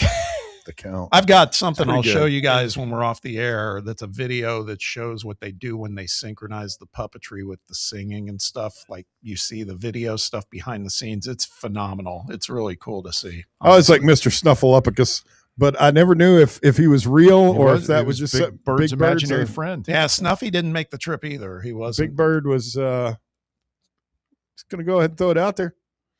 Like this hallucinogenic drugs, he's imagined this big giant elephant. Big Bird was Big Bird when that's why we didn't get him. I was banging 7-gram rocks. 8 feet tall for that character. So You have to be tall to play the character, I would imagine. I guess so. I think The last thing, back to the Grammys. Sorry. Please. Just sidetracked. Pretty much on cue, because as you could imagine, Trevor Noah, and it's his last time hosting the Grammys. It's the last time they're going to be on Never CBS. be the same. And he took a couple shots at our president, and of course, as you would expect, the president has responded and said, I'm sure he has. said he's no talent and he's going to The classic response. and he's going to sue, As he So, does. Is that the kid that's on the Daily Show? I guess he's not a kid; he's grown man. Yeah, he hasn't been on the Daily Show for a while, but yes, he was the Let's see former that. host of the Daily Show. Yeah, he's good actually. Funny guy. Firing here. Yeah. So So the connections. that was quite a segment there, guys. Yeah. So, I feel like we covered a lot of ground. we did. We learned Bear's got some angst about some things. We should have Well, known. no, I mean, I don't like bad music. I'll say overproduced. It's not bad music. I agree with Bear with everything he says about the new music. I'm right up there on the porch with him, but I take your advice, Bob. I just don't watch. I tune out. Life's I too get short. infuriated by it. Life's too short to be angry. I watch James Bond movies. Now Jonesy says that Bear knows who Tate McRae is now, so he is getting up to speed. I do recommend everybody check out a guy I discovered this weekend by the name of Ricky Chilton. All right, we'll take a quick time out. When we continue, it's the shocking conclusion of the drive. 865-966-3435 if you want to chime in. Back to wrap things up right after this. The Drive. For the fans, by the fans. This is Fan Run Radio, Knoxville. What kind of day is it? It's a White Claw day. Light and refreshing tasting, uniquely cold wave filtered. There's an iconic flavor for everyone. Come on, grab a pack. White Claw. Grab life by the claw. Please drink responsibly. Hard seltzer with flavor. White Claw Seltzer Works, Chicago, Illinois. Yeehaw! I've been hooting and hollering ever since I started betting with the VIP Play app. VIP Play has more than 200 leagues, every bet type you can imagine, live betting and live hosts, all with 24/7 support from real live people when you need them. Start betting better with the VIP Play app today. Don't be a better, be a better with VIP Play today. Download VIP Play today or head to VIPPlayApp.com. Make sure you use the promo code FANRUN to take advantage of their welcome bonus and so they know that we sent you. Gambling problem? Call 1-800-8899-789. Must be 21 or older and located in Tennessee to bet. Where are the best ribs in the volunteer state? Rickard Ridge. Who has the best barbecue catering packages in East Tennessee? Rickard Ridge. And where is the most beautiful setting to enjoy a meal with family and friends? Rickard Ridge. Rickard Ridge Barbecue. Just a quick ride up I-75, take exit 134, hang a right, and Rickard Ridge is on your left, just inside Cove Lake State Park. Your smile says it all, so make sure it's saying the right thing. At Knoxville Smiles, we believe healthy teeth mean happy lives. Whether it's a routine cleaning, whitening for that big event, or fixing a nagging toothache, our gentle team is here for you. With flexible hours, family-friendly care, and the latest technology, Knoxville Smiles makes every visit stress-free. Don't wait another day to love your smile. Call Knoxville Smiles today at 865-539-1776 or book online at knoxvillesmiles.com. Smile brighter with Knoxville Smiles. Located in Knoxville's historic Old City, Barley's offers great food, live music, the best draft beer selection in town, and now your new favorite place to watch sports. Their indoor projector is perfect for any weather, and they've revamped their upstairs area with more TVs to take in all of the action. Their menu features hand-battered chicken tenders, juicy burgers, fresh salads, and the tastiest pizza in Knoxville. You can enjoy their happy hour drink specials daily from open until 6 p.m. Barley's Tap Room and Pizzeria.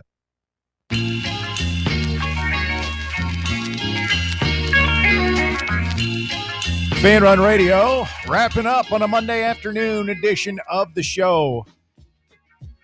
DR Vol in the text box says, Bear versus Bob's Patience is my new favorite rivalry in sports media. It is a burgeoning conflict, to be sure. Don't try and drive a wedge between the newest power duo on the Knoxville scene. I fully support Bob. Who's 99% of the men. Bob and Bear. Great power couple. The smartest guy you've ever brought in here to work with us. Not like the other rest of those nincompoops, miscreants, and I mean just the sheer stupidity of some of these guys. You Bob hired one of those nincompoops. Oh, really? Yeah, Butler. Oh, that's right. Yeah, so forgettable that you can't even remember who it is. He's been just a peach. Nice recovery. Bob, but don't get it twisted, DR. Bob's my boy. Thank you, Bear. Brad in La Follette says, so Bob went from Oscar the Grouch to Bear. Interesting. I don't get that. See, I get it. It's not very nice, but I mean, I see if you're happy. They've got you living in a trash can. Bear, are you going to be following the Artemis 2 test launch tonight? Probably. What time? I would need to look that up. What time is it supposed to go off? I think like 8 p.m. Don't quote me on that. I get really anxious about it. I'm always afraid they're going to, die. Kaboom. Are you aware that we're sending people to the moon like in a week? I had no idea. First time in 50 years. Translunar orbit or whatever, lunar orbit. No, I had no idea. I'm too busy listening to great music. I mean, the stuff that's really important. This will be the furthest. They're going to get the furthest away from Earth in human history. Yeah, they're not going to land on it, but they're going to the moon and back for the first time in about 50 years. Yeah, it's further away now, right? The moon than it was. The moon gets further and further away from us. Is that going to be a problem at some point? I imagine it will, long after we're dead and gone. I think that's cool. We're going back to the moon. About time we start doing some. Are people still going to not believe it? Good thing the people in charge of Knox County schools aren't in charge of NASA. Oh, it's a little windy. We shouldn't go. Somebody might die. Yeah, you might die in space travel. The thing I will point out is, that's the kind of attitude that cost us the Challenger. I'm telling you. It's a little cold. We're going. Sometimes you can't make an omelet without cracking a few eggs. Great Succession line. We couldn't get to the West Coast without losing a bunch of pioneers. Manifest destiny, man. You want to solve some of these major problems. The social divide. Let's go to Mars. Let's do it. Let's freaking go. I brought up a story a couple weeks ago of Let's a go to hotel Mars. opening on Moon. I'm not. I mean, we're too old. It's going to have to be the youngest, the bestest, and the brightest, and all that stuff. Haji is on hold. What's up, Haji? What's up, guys? Yo. Hey, guys. What's up? Hey, man. Bob, one of these days I'm going to call you back, and when you got more time, and ask you what everybody in a white or gray or orange sweater does on the bench, all 15 of them. But we don't have time to get to that today, I don't think. Remember, like, you watch the Ernie and Bernie show, it's like Ray Mears, and he's got like two guys with him, and they're both like overweight and bald and everything. Barnes has a team. He's got more assistants than coaches, than players now. They've like an entire row behind the bench with the assistants and the players. They all do, I think now. Most teams do. I know one of them looks at video in real time to see if it's a reviewable offense or, or whether each challenge a call or whatnot. But yeah, I'm sure they all got something to do back there. But my favorite one is the guy who in timeouts stands on the other side of the huddle and is trying to figure out who the other team is about to put in. It's an important job. They have two guys over there with two clipboards trying to figure it out. It's so funny to watch. Yeah, I wonder what they get paid. Probably like $150,000 a year. Probably so. Hey, Bob, I enjoyed your basketball segment earlier. Appreciate you going through all my winners for me from yesterday. There you go. There you go. We had a big day in the gambling group, 6-0. It's free to join anytime. It's always the days that I don't check and participate that you have like these epic days. And then whenever I participate, it's like 1-3. Yeah, there haven't been too many days lately. You're right. I mean, let me ask you that, Haji. Like I said, I actually thought it was easy money taking Lady Vols plus 29.5. I mean, I know UConn's good, but come on, man. Yeah, that was brutal. I did watch the end of the first half, and, it felt like they were spent out. Probably they spent all their energy coming back.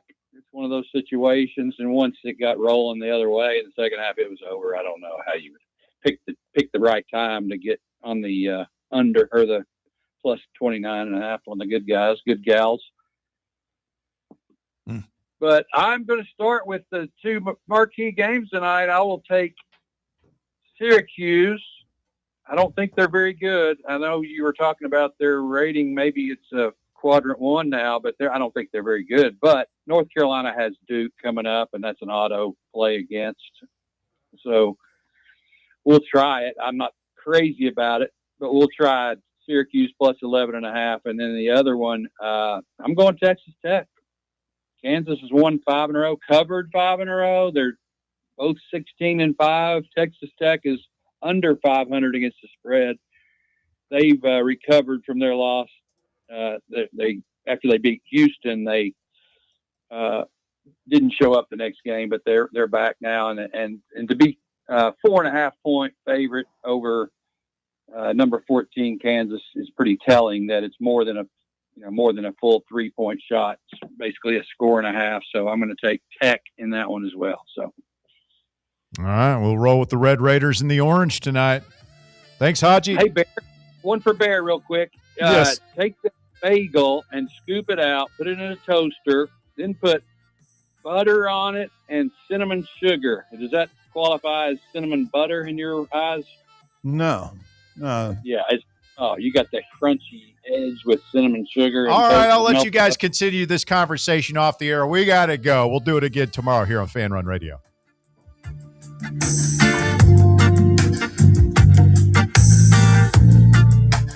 The Drive. Smoky Mountain Brewery is the place to be for game day. From the moment you walk in, it's wall-to-wall big screens, making Smoky Mountain Brewery the perfect place to watch the Vols or your favorite team in action. With locations in Turkey Creek, Maryville, Pigeon Forge, and Gatlinburg, you're never far away from a great time at Smoky Mountain Brewery. Try one of their world-famous microbrews like Black Bear Ale, Mountain Light, or Cherokee Ale. Juicy burgers, wings that bring the heat, and delicious handmade pizzas made with hand-tossed crust from the freshest ingredients and their own special sauce from a secret recipe, topped off with hand-grated cheese and farm-fresh toppings. And don't forget, those famous microbrews are also available in kegs for your next party or in 6-packs and growlers to go. So grab your crew and head to Smoky Mountain Brewery and tell them Fan Run Radio sent you. Smoky Mountain Brewery. Eat local, eat good.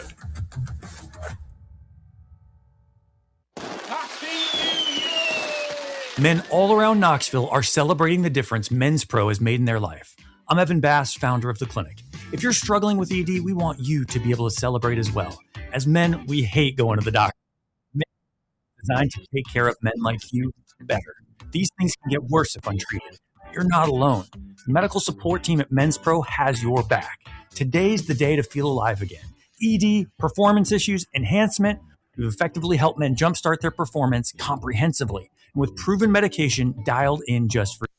With same-day booking, you can meet our passionate team, and under guidance from our medical provider, you could leave with a plan that changes your life. The number one thing we hear guys say is, I forgot how I used to feel. Guys, it's time to feel amazing and crush this new year. Call my team right now and let us treat you to an unforgettable experience. Dial 865-544-8220 or go to menspronknoxville.com. You're listening to FM 105.7 and AM 1340, WKGN Knoxville, and W289CU Knoxville, Fan Run Radio. Attention service members and veterans. Introducing the Griffin Law Firm, your trusted ally in military legal matters. From court martials to benefit claims, at Griffin Law, your mission